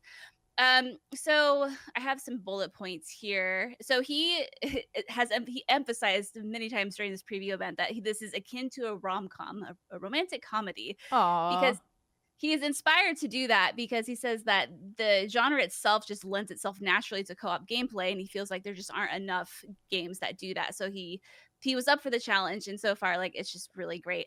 If you're worried about making choices that are going to negatively impact the relationship during the game, like, don't worry about it. He also emphasized that this is a warm story about love, and try not to worry about feeling anxiety during it. There aren't necessarily numbered lives or level timers while you are playing, but there is health. But again, the game is incredibly forgiving. So even if you do fall off of a cliff and disintegrate, you'll come right back. Oh my God, they were riding spiders. I did not see that before. Tarantulas. And to complete will take about 12 to 14 hours of completion. So it's a pretty good sized game. And there will be no collectibles or, quote, other shiny shit, because he is not a fan of them. He was definitely fun to watch during the preview event, let me tell you. He is a character for sure.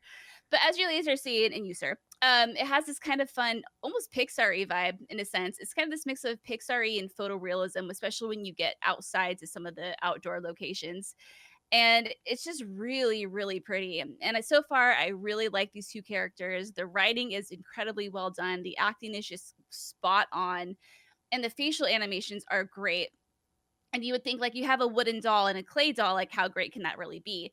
But because it's all mocaps, it can be really good, turns out. And their facial expressions are just so great, especially when they're having these, like, intense conversations and or these little therapy sessions with their book, whose name is I love that slipping they're me. strapped down. It's Yeah, like, you will talk about your issues. Exactly, because at the beginning, you know, they're so hellbent. They're like, we're getting a divorce and blah, blah, blah. And the daughter overhears, and that's when The daughter's a witch. That's all I've taken away from this. She has weird eyes that can form tears that make people turn into dolls. I'm not entirely sure how that works. She's a witch. But the gameplay itself, yeah, she's a witch. She's a witch. We'll roll with that. It's canon now. It's a platformer. I mean, your controls are pretty basic. You walk, you sprint, you dash, you double jump. But what's interesting is every level you do introduces some new sort of mechanic. And the two that Jason and I got to go hands-on with was one where I was a hammer and he was a nail. Or sorry, I got to carry a hammer and he got to carry the nails. And so I had the ability to flip switches and whatnot, and he had the ability to shoot nails into platforms that would create accessible areas, or it was used in a puzzle, for example. It almost has this also like Honey, I Shrunk the Kids vibes, which is really fun. Not every location is. So the two we were in was a shed, which was really fun because you did get to see a whole bunch of shit up close. And then another one was like an outdoory area where you're trying to help the squirrels kill the bees, which was like, I love doing that because I hate bees. I hate mean bees. No, Yellow bees. No, I'm clarifying. Okay. Calm down. Okay. Yellow jackets and wasps can all die in a fire. That's fair. And that's what you're going after. Okay. Yes. Yeah. And then that level, the new mechanic introduced was Jason had a sap gun and I had a match gun. And so he would bog stuff down with his sap from the sap gun, and then I would shoot my match gun on it, which would cause it all to explode. And that is used for combat. That's used for puzzles. Like there it is right there. And it's just really inventive and different. And I think it keeps every level you play fresh. And I think that's that topped with like the different interactions you see with the characters. It's just really funny. One of the boss fights was a vacuum cleaner that neither one of them ever got around to fixing. And of course, in the beginning, you know, they're all like trying to blame it on one another. They're like, if you would have fixed it, you know, we wouldn't have this evil vacuum to fight. Or, you know, well, if you maybe hadn't tried to suck up batteries with it, we wouldn't have to worry about fighting the vacuum right now. So there's a lot of bickering going on. And again, we only played the first couple chapters, so the first few hours of the game. And I'm assuming as the game progresses, like maybe they'll learn to love each other again and be a little bit more respectful to one another. Who could say? But I mean, Christian, have you ever argued about who fixed a vacuum or didn't fix a vacuum? Our vacuum did break not too long ago, but what I did is I did the research. I ordered it for store pickup from a shop that was really close to my wife's work. Texted her, said it's available right now. I did all this research. This is the one to get, bought and paid for, curbside, go get it. I'm just saying we didn't have to fight it. You know what I mean? Like, yeah, right? So your kids are not going to do some weird voodoo magic on you and turn you into dolls, probably, it sounds like. I wouldn't put that past them, but it wouldn't be because of the vacuum. They're not a witch, Steimer tried to say. The other thing that was fun too, or the puzzles were really cute. In the Honey, I Shrunk the Kid vibes, there's a vacuum tube, like a vacuum sucker tube thing. And you have to go through one end of it and your partner has to aim you in the other correct direction. And Jason thought he was being a fun little smartass and consistently aimed me into a shredder. And I was like, thanks, I'm dying a lot and we're making no progress whatsoever. So again, like it could test your relationship IRL if you're playing this with someone you know and love. But Joseph also did stress that he thinks you should 100% play this with someone that you know or that you're comfortable communicating with, because otherwise it literally, again, it takes two. You cannot play this game by yourself. You have to be willing to chat it out and try to solve puzzles together. So just like, you know, keep that in mind. There's also a lot of timing based puzzles where you have to like count to 3 and then perform the action so the other person doesn't die. But basically the 2 hours that we played, we had a ton of fun with it. It always felt new. It never felt like it was getting stale or the formula was getting stale. Again, I keep talking about the writing, but it's really cute. Cody is like this I got the vibe that he's the stay-at-home dad that mostly takes care of the daughter, while May is the one who's out busting her ass. She got a new job, so she's always so busy. She doesn't have time for the family. And that's kind of the root of their whole issue. You can tell they don't communicate well. And this big book, which I can't remember his name, but he is always trying to get them to communicate and taking their little bickering and teaching them lessons from it. There's like one part where May's like, I can't be in two places at once. And Cody's like, well, I can't control time. So how do we make this work? How do we find a compromise? So he gives May the ability to clone herself, and he gives Cody the ability to manipulate time, is my understanding. So they do some fun stuff with that.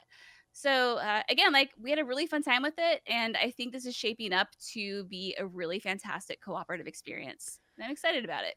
Hey, Britt, if people wanted to hear more about what you and Jason thought about It Takes Two, I believe there's another show that they could maybe subscribe to, right? Oh, there sure is. I've got them up at Voices Out. Yeah, Co-op Show is a show Jason and I do. It's every week. And we just talk about the fun co-op games we're playing. And you can find us on all of the podcast platforms that you find What's Good Games on. And again, it's called The Co-op Show. It's like a blue and pink logo. And it's bright, so you can't miss it. Yeah, check it out, friends. Yeah. I am more excited for this game now after your preview than I was before. I've always been a little hesitant about forced co-op games. I think that so often they're not executed well. To me, like, the bar was set by Portal 2, and it's really hard to hit that bar. But this looks like a really cute game. I love the art style. It's really cute. It's really feel good too. And I'm sure there's going to be moments that are tugging on the little heartstrings there. But again, it sounds like this is meant to be more of an uplifting, fun, romantic rom-com is what the kids call it. I don't watch those movies. You know me, I only watch zombie movies. But true. Yeah, it's true. All right. Well, taking a very big pivot from rom-com into straight survival horror. I had the opportunity to see a presentation earlier, actually it was last week, for the upcoming co-op survival shooter Aliens Fireteam from Cold Iron Studios. And it is a really interesting story that I'm not going to tell now about how Cold Iron Studios is working on this and how it's changed hands multiple times. And now I believe Daybreak is going to be publishing this game. It's wild if you really dig into the dev background. But obviously, Aliens is a franchise that a lot of people know about. We just heard about Xenomorphs coming to Fortnite, and we really haven't heard anything super, I think, intriguing about an Aliens game up until now. So this is actually not the first time that they've talked about Fireteam, but it's the first time we're getting details on it. So it was actually unveiled or announced last summer, which you may or may not remember. And I think, the legacy of Alien games really is stood up by Alien Isolation.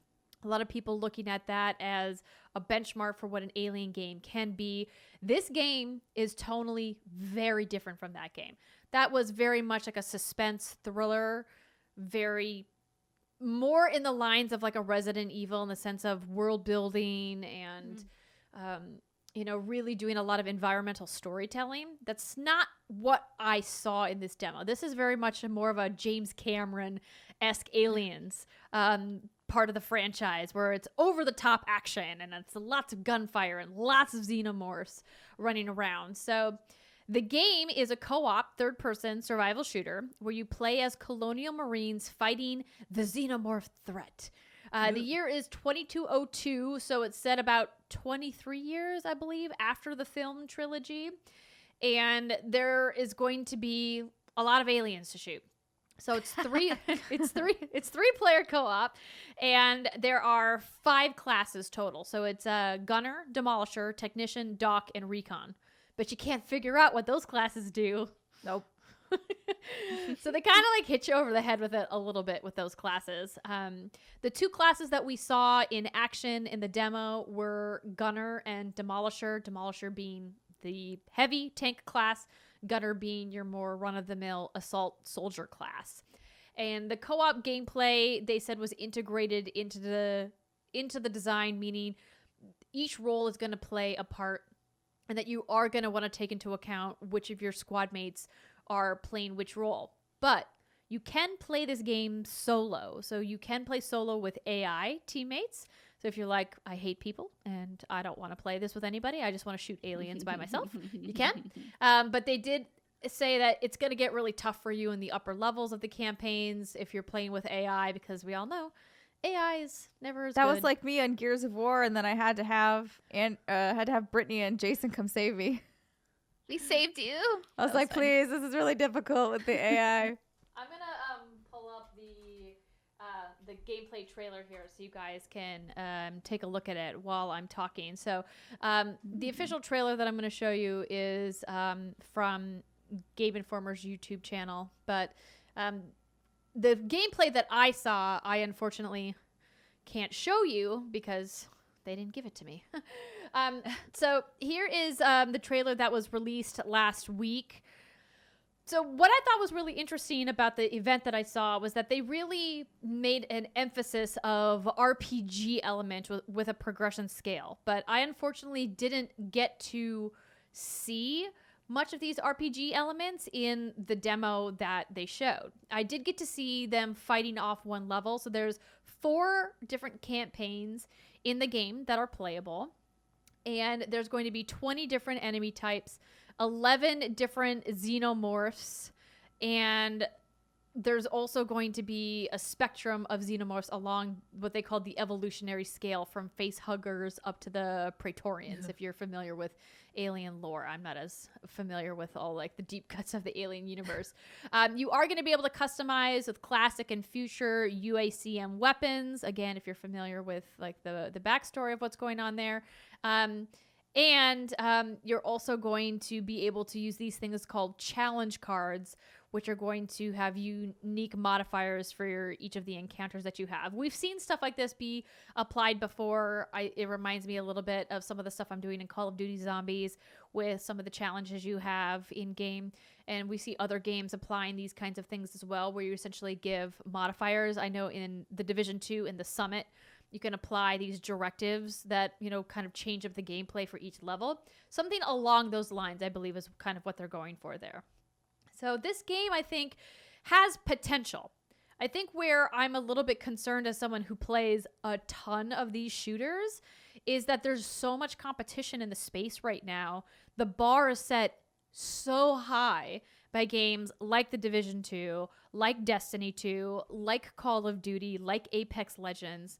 Even though Apex is obviously a battle royale, it's not like a squad-based shooter. I mean, but you also have games like Rainbow Six Siege.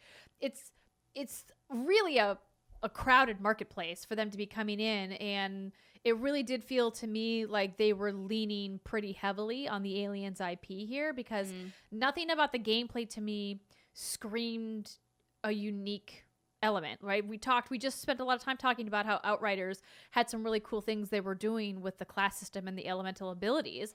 And we're not really getting that here. They really are leaning on fans' lore, love of lore, I should say, because right now it just kind of feels a little bit generic. But that, to be fair, is me just seeing about 15 minutes of gameplay, and clearly there's more to be seen here. Yeah. I'm seeing a lot of people compare it to Left 4 Dead. Do you think that's a good comparison? It definitely has inspiration from Left 4 Dead, like without a doubt. Like if anybody was trying to say, "Oh no, it's totally different," that'd just be a bald-faced lie. But I mean, that to me is a really high bar for them to hit, and I don't think that they're going to hit it. And I don't know how it's going to play out long term. I think some of the things that I thought were concerning. I wrote down, so that we did a Q&A session with some of the other media members that were at the event. So one of the things that I asked was, so crossplay and cross progression are the new hotness. It's 2021. What are you guys' plans as a co-op multiplayer game? No crossplay is planned and no cross progression is planned. And I'm like, that's a bummer. Maybe it'll come later? ? But they said that they're not currently working on it. They have no intentions of it at this time. And I'm like, that sucks. So another thing that people probably were going to ask is, So are we going to see, Ripley? Are we going to see some other classic faces, people we know? And they're like, no, it's its own original story. And many of the characters that were in the original Aliens trilogy have passed on.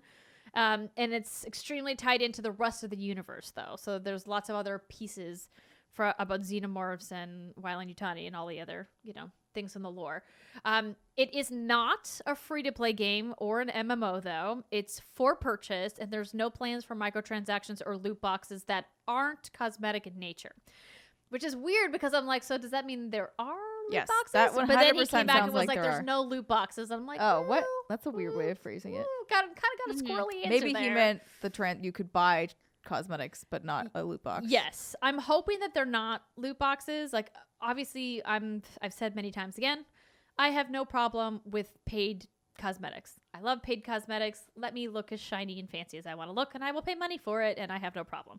But they really did emphasize this is not a free-to-play game.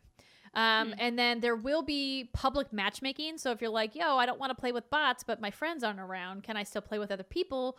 Yes, there will be public matchmaking available for people. And they didn't really obviously go into details about how the matchmaking is going to work. But they did talk about the AI in the game and how it's going to have unique behaviors, abilities. And the studio spent a lot of time on the AI to make them feel like they do in the films, which I think is going to be crucial for this game's success. Because if they really are only relying on the world building of aliens, then they definitely need to make the aliens the star. Some of the other criticisms I saw from people at the event, which I thought were fair, was that the trouble that Alien Colonial Marines got in, Gearbox's failed attempt at doing the same thing, was that you made the aliens that are supposed to be really powerful and scary really disposable, and then they kind of lost their power and they lost their scariness when you're shooting like 300 of them at a time as they're coming at you in this giant wave.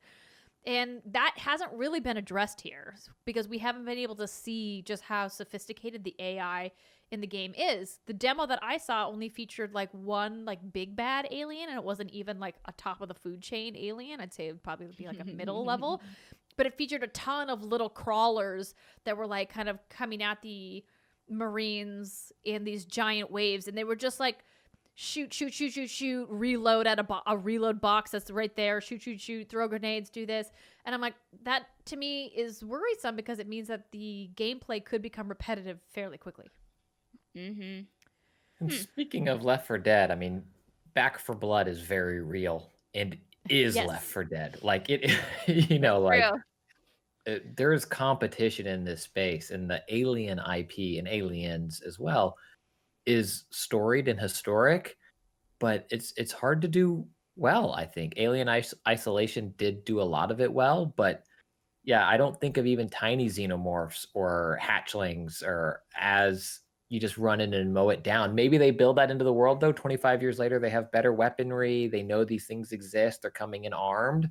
But like a wave-based alien shooter, I thought the trailer looked great. I thought they nailed a lot of the aesthetic of that universe, and it looks lived in and dirty. But I don't know if a wave-based shooter is how I see that IP right now. I'm with you. I definitely thought the game looked better graphics-wise than I anticipated. I went into this preview event with my bar very low. I was like, I don't know Cold Iron Studios. I know that they're like a collection of devs from games like Call of Duty, Dead Space, Mass Effect, Destiny. So like people at the studio have cred in the shooters that are popular right now. But we haven't really seen anything from them yet. But the game looked great.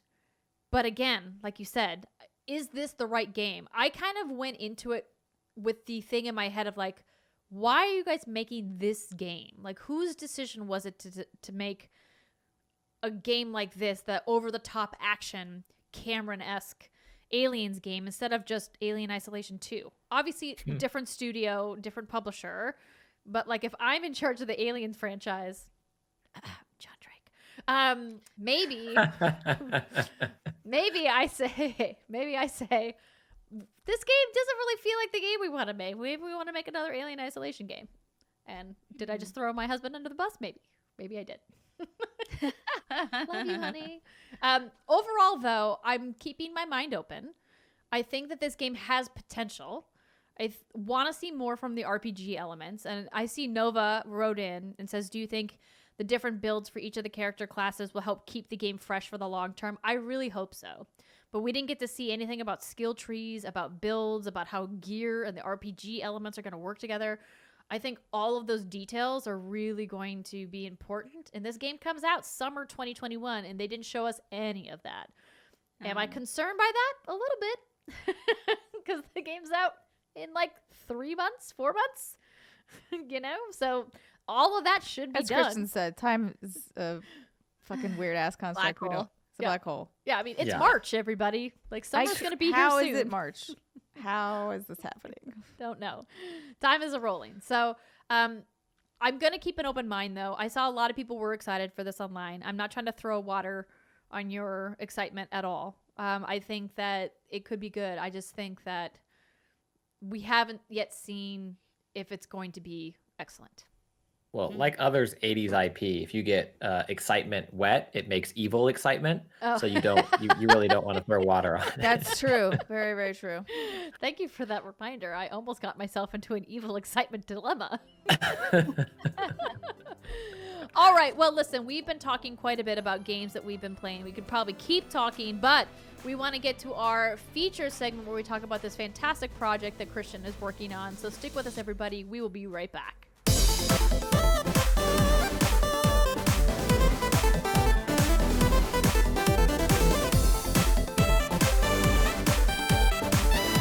Welcome back, everybody. It's the final segment of the What's Good Games podcast. And this week, it's brought to you by Logitech. We love Logitech products here at What's Good Games. I talk about it almost every week, and you may have heard us chatting about the Logitech G733 Lightspeed wireless gaming headset over these past couple of months. Well, why are we talking about it so much? Well, because it's freaking awesome. It's got all kinds of fancy tech inside, like the 2.4 gigahertz wireless connectivity, front-facing dual-zone LightSync RGB lights, Blue Voice mic technology, Pro G audio drivers, and multiple colorways to choose from because we want to be pretty when we're gaming. Don't judge us, all right? Total Freedom allows you to move up to 20 meters of wireless range with that Lightspeed wireless tech. Plus, you can keep playing for almost 29 hours of battery life. It's really impressive how often you don't have to charge them. It's great. Plus, you can play wirelessly on your PlayStation 4 or your PlayStation 5 with stereo sound. And you can personalize your headset lighting with those front-facing dual-zone LightSync RGB lighting. And also, I talk about this all the time. The thing that makes the G733 so comfortable is that suspension headband, and it's reversible. Designed for ultimate comfort during long play sessions, each G733 colorway has its own unique headband design with corresponding ear pads. And like I've mentioned, if you go to the Logitech G website, logitechg.com, you can buy other colorways of the headbands. You can mix and match them, which I think is awesome. Plus, it's got that soft dual layer memory foam that conforms to your head and contours around your jaw for a better seal, reducing stress points and delivering longer lasting comfort because you're not going to wear a headset if it ain't comfortable. For a limited time, y'all can visit logitechg.com and use code What'sGoodGames free ship 35 for free express shipping. But hurry, you guys, this promo code expires in just 3 days. Head to logitechg.com and use the code What'sGoodGames free ship 35 for free express shipping, and that works on other Logitech G products like the Logitech G Pro Gaming Mouse or like the Logitech G 915 wireless keyboard. Please don't hit me with it. I almost smacked Steimer in the face with this keyboard. Good news, I didn't though. Logitechg.com, code What'sGoodGames free ship 35. This week on our feature segment, we're very excited to talk to Christian Spicer about your exciting Kickstarter that you launched this week. Congratulations. Doing a Kickstarter is not easy. I remember how nervous we all were when we hit the publish button for our Patreon way back when. How are you feeling? How is it going so far? Yeah, well, one, thank you. And I needed to say this at the top. Andrea, I said this to you off mic. I'm such a fan of you and you all here, and I talked to all of you on DLC about it, but I love what you all do, and it's incredible. So this is a treat. I'm doing great right now because I'm here with you. This is an absolute treat. And this is actually the first time I get to talk about the book, which is super exciting. If it's super nerve-wracking. You are right, like clicking publish and really putting yourself out there. People don't know me as like a comic book writer, certainly. Like I've been writing my entire life, wrote on some TV shows, a lot of stand-up, but that's not necessarily how people know me. So doing this kind of felt like a leap. I love comics. Like on the Kickstarter page, I put up an old picture of me from when my mom took me to meet Jim Lee and have him sign my X-Men #1 and my X-Men #1 t-shirt, which I still have. It's down at the bottom. There's a nice retro Christian in there. See, there I am. So cute. With Jim Lee, who is ageless. That gentleman is a talent who does not age. He's so good. But I love comics, and so when I kind of had this opportunity to write and create this book, Consequences, which, as you mentioned, is on Kickstarter right now, I jumped at it, and the people I'm able to work with on this thing, it just blows my mind. Like I can rattle them, but it's just Eduardo Mello is the illustrator. He's worked on Fantasy Flight games, DC and Marvel stuff. Lauren Affey is the colorist. She's done Spider-Gwen, Five Ghosts, among other things. Taylor Esposito of Ghostcliff Studio, who lettered Action Comics, Supergirl. It's unbelievable. And then Corey Schmitz is doing the logo for me. And Corey did Valorant, Ghost of Tsushima, Analog. Like I'm blown away. And then Lana Bashinsky did a charcoal I actually just got it today. So I can't show it, but like I just got the physical. It's this big, beautiful charcoal drawing that Lana did that is just incredible. It's going to go into the cover art. So like I'm super high, like creatively and emotionally, but then like the of putting yourself out there on the Kickstarter, it's nerve-wracking. It's all the things. It never gets easier. It doesn't matter how long you've been in this business or whatever. If they say it's easy, they're lying to you. It's true. It's definitely true. And what I love about you doing this is that I think it's an awesome evolution of where you are at creatively. And I think it's so great when people who have been working in the space finally get to explore one of their passions, because you've been putting the time in.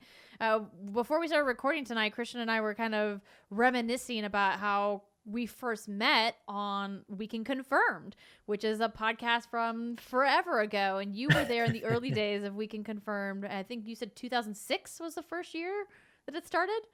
Yeah, I think it's something like that. It was a long time ago, but Garnet and Jeff and such when fun. One Up was a thing. Yeah. Just the good old days, even though there was some problematic things about those days. But what I think we all are really reminiscent of when we think about Weekend Confirmed is just the awesome group of people that were on that podcast, right? And big shout out to Garnet Lee, who was working with Raw Fury Studios and has his own new podcast now, which is great. And I'm still going to get the reunion show together. We were close, man. The moment that I let you boys take back over, because I felt like I was overstepping, because people who know me know that I like to like busybody myself and be like, I'll be in charge, I'll organize it, I'll handle everything. And then I felt like I was like, well, this isn't like Weekend Confirmed was never my show. I was always like the regular guest person on the show. I didn't want to take that from you guys and from Jeff, who seemed like he wanted to do it, but I was like, y'all have babies and stuff. Let me handle it. I'm in. Time and place, I'm in. But yeah, it was just a special show. And I think what you all are building here is the same thing, right? Like it's easy to look back at those memories and be like, oh, that was the thing. But like what you're doing here, and this is year 4, right? For What's Good? We're coming up. We're close to our 4-year anniversary in just a couple months. So in like 6 months after that, I get a 7-inch screen OLED version of What's Good? Or what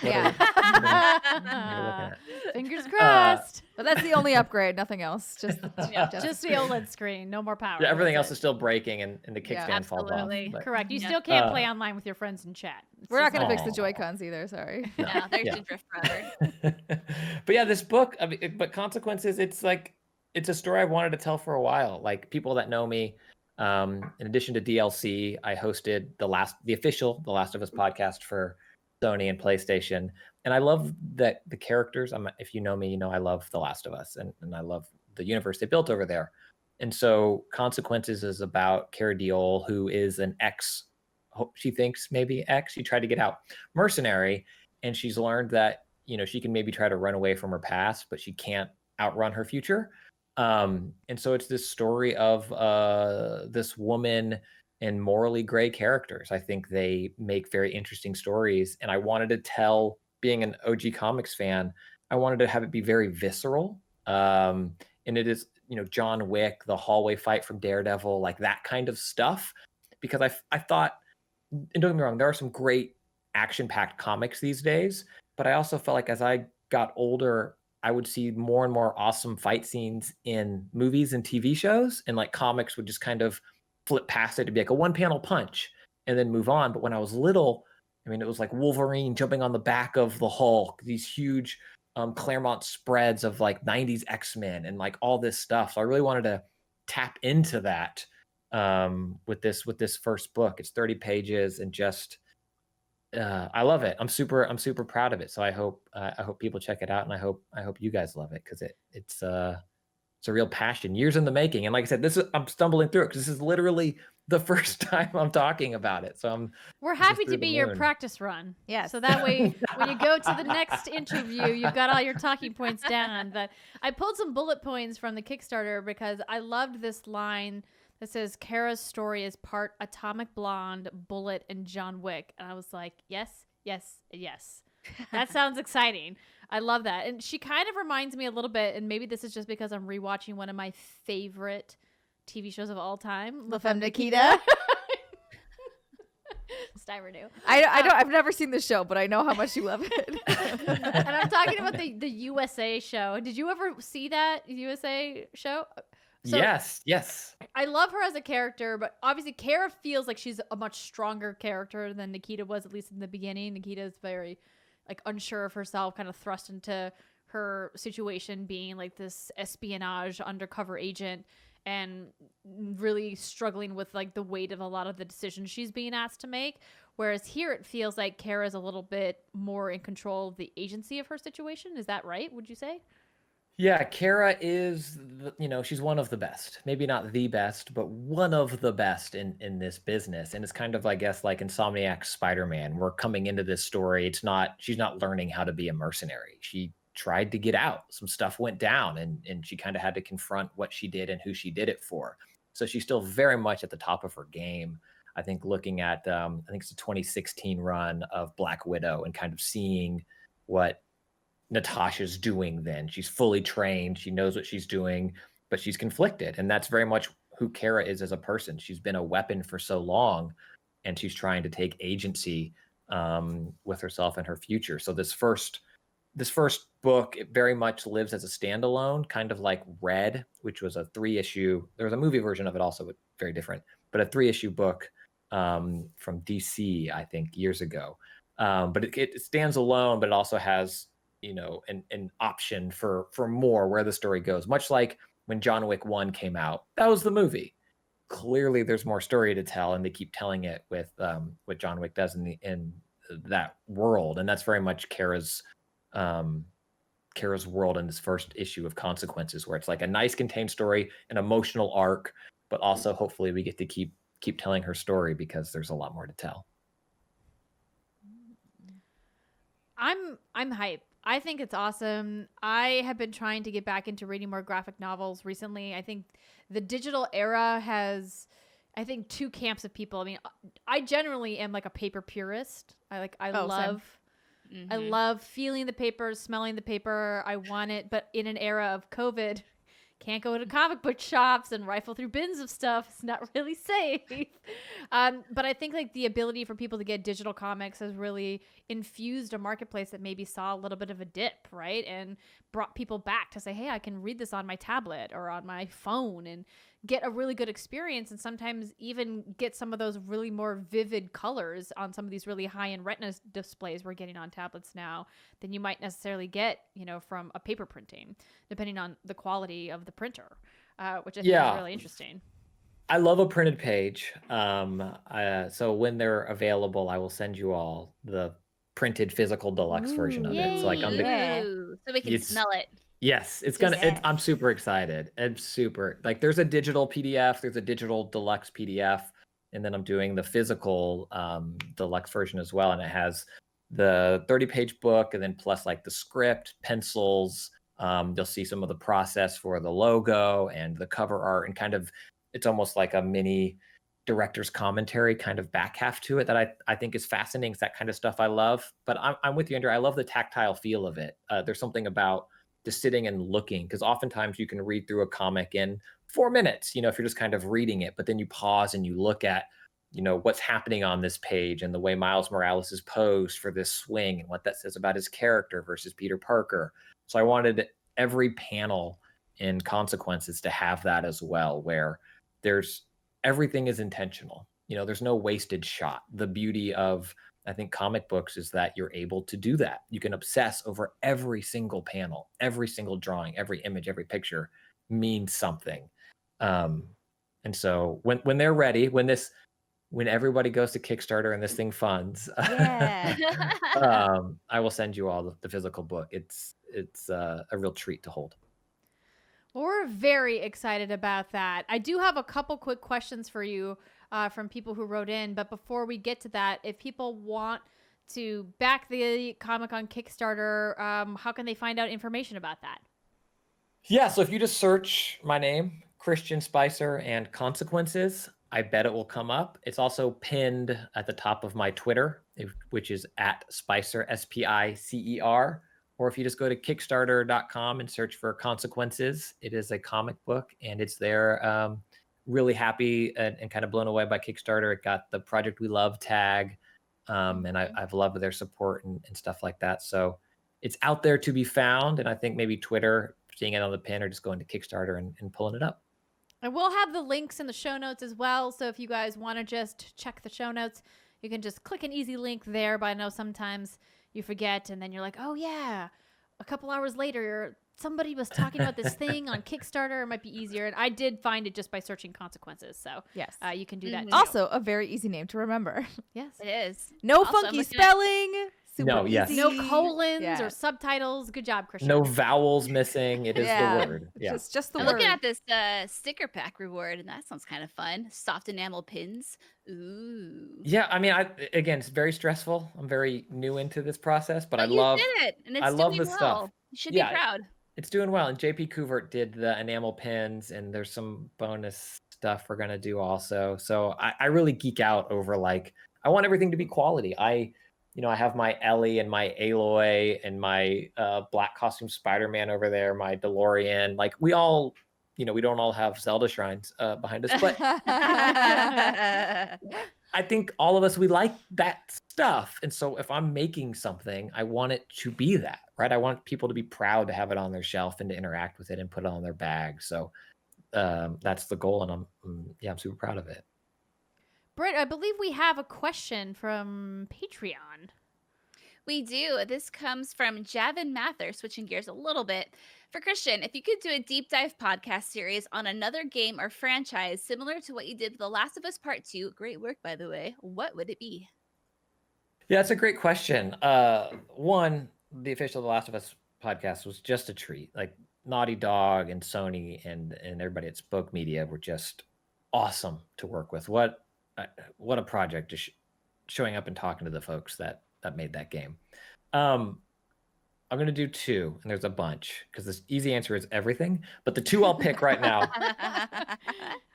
One, apropos to this show, Pokemon. Yeah. It's such a deep world, and I get that it's it's a kid's game or whatever, but that 25th anniversary. I don't know. Logan Paul just did an auction with $2 million worth of Pokemon cards. So dude, I don't know if it's just a kid's game. Yes. The kids grew up and got real rich. Yep. Yes. But I would love that, because I do, and I said it a little tongue in cheek earlier.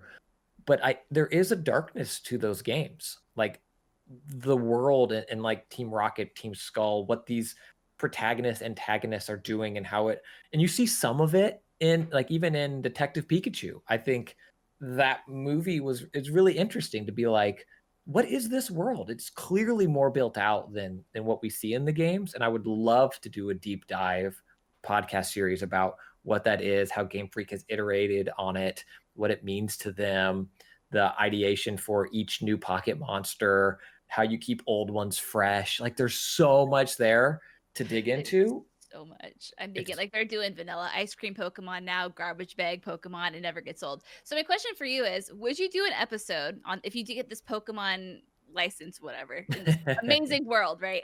What do you think happens when a Pokemon goes inside a Pokeball? Unless they're Ash's Pikachu, they're very comfortable. You know, I think it's I think it's where you want to be. I think Ash's Pikachu is just a little persnickety. I don't think it's uncomfortable. I think he just wants to be on the shoulder or riding on Ash's head. Yeah, you don't think it's because there's always a fun, oh, it's a little oasis in the Pokeball. Oh no, they're trapped in there. Oh, they're cramped. Oh no, they're digital holograms. Like what the hell? I want an official answer, and maybe that would be one of the first things you would tackle. Yeah. Christian, you're gonna have to like do some hard hitting journalism on that one. No shit. Yeah. Speaking of holograms, the other one I'd love to do is Halo. Oh, that's a good transition. Nicely done. I'd love to do Halo. I love and diving in now where Halo Infinite is and what that went through, but and then also going back and talking about the handoff from Bungie to 343. Again, a game super full of lore and richness and a passionate fan base. And I would love to. I could do a whole series on Reach. Are you kidding me? What a game! Those my favorite Halo. It's so good. The story is such a gut punch too. It's so good. Gosh, that ending. One of the best endings in all of video games, I swear. And we knew it was coming. That's what's beautiful about it, is they still pulled it off. Like we knew what happened to them, and it was still so visceral. Really good. Giving me the feels. All right, one final question. And this is going to probably require a little bit of explanation from you, but I wanted to ask it since it came in from Twitter. From @GameOverCholo says, Ken Spicer and @Chris Quintos do a Department of Parenting quarantine special. So explain what Department of Parenting is. Yes. So my dear friend and former co-host, the podcast has been retired, Chris Quintos, we did a show called Department of Parenting. And we had an anchor show as well, put together with them or in collaboration with them. And it was we both had young children at the time, and we were figuring out what that life was like together. So we bring in experts, we read parenting articles, and we dive in and we talk to experts, talk to the articles, and then talk about the article says it's easy. This is not. We wanted to make like the not Instagram version of it, of what parenting was. And then sure enough, parenting consumed too much of our time. And the show got canceled. And we had to put a pause on it. But yes, I'd love to. I'll give you a quick update right now what it is. Juggling. It's a lot of juggling. Literal juggling or figurative juggling? Figurative juggling. If I could literally juggle, it'd probably be. I mean, there are times where it's like I'm in here, doing something, and my kids are each on Chromebooks for virtual school and different schedules and start times. It's a lot, and shout out to every parent out there that's going through it. This is true for everybody, not just parents. The best version of this past 12 months is none of us are working from home. We didn't transition to working from home. We're surviving a global pandemic. That's it. Everything else is extra on top of that. And so to every parent out there who's just struggling to get through the day, I love you. I know it's hard. And you just got to keep doing it. There's no other way around it. But I feel it. So very wise words. You had mentioned that to me the last time I got to talk to you guys on DLC. And it's such a great reminder that we've all had to make a lot of adjustments. But at the end of the day, if you're surviving, if you're alive and you're breathing, you've done it. You've made it. You've made it. You just put love into the world, and take care of each other. Jeff ends every DLC with think about what you put out into the world to make it a better place, and I love it. It's beautiful, and that's what parenting is too. Except that it's my anecdote for parenting. There's two I'll give, and then I'll shut up. One, being a parent is a lot like living in Los Angeles, where all the horror stories you've heard are true. Traffic sucks. There's smog. You'll encounter some phony people. Like all of that stuff. It's all true. But I wouldn't live anywhere else. And that's what like all the horror stories you hear, they're true. But I love it so much. It's a get to do, not have to do. And the last parenting anecdote I'll give is that it's getting backed into a corner by your child and then pretending like you meant to be there. I planned this along. I outsmarted you. I'm very going smart to tell you. I love it. Well, Christian, this has been such a treat to have you on the show. Thank you for your time, and thank you for all of your insights. If people want to learn more about you, follow you, where can they do that? Yeah, Twitter's the best bet, at Spicer, SPICER. And then, as you mentioned, you can listen to DLC wherever you get podcasts. The Last of Us, the official Last of Us podcast is still out there. And then over on Kickstarter for this new book I have out, Consequences, that you can go back right now. Well, we'll put out into the universe that after you have successfully kickstarted Consequences, that someone from 343 will be like, hey, Christian, we heard that you wanted to do an official Halo podcast. Let's talk.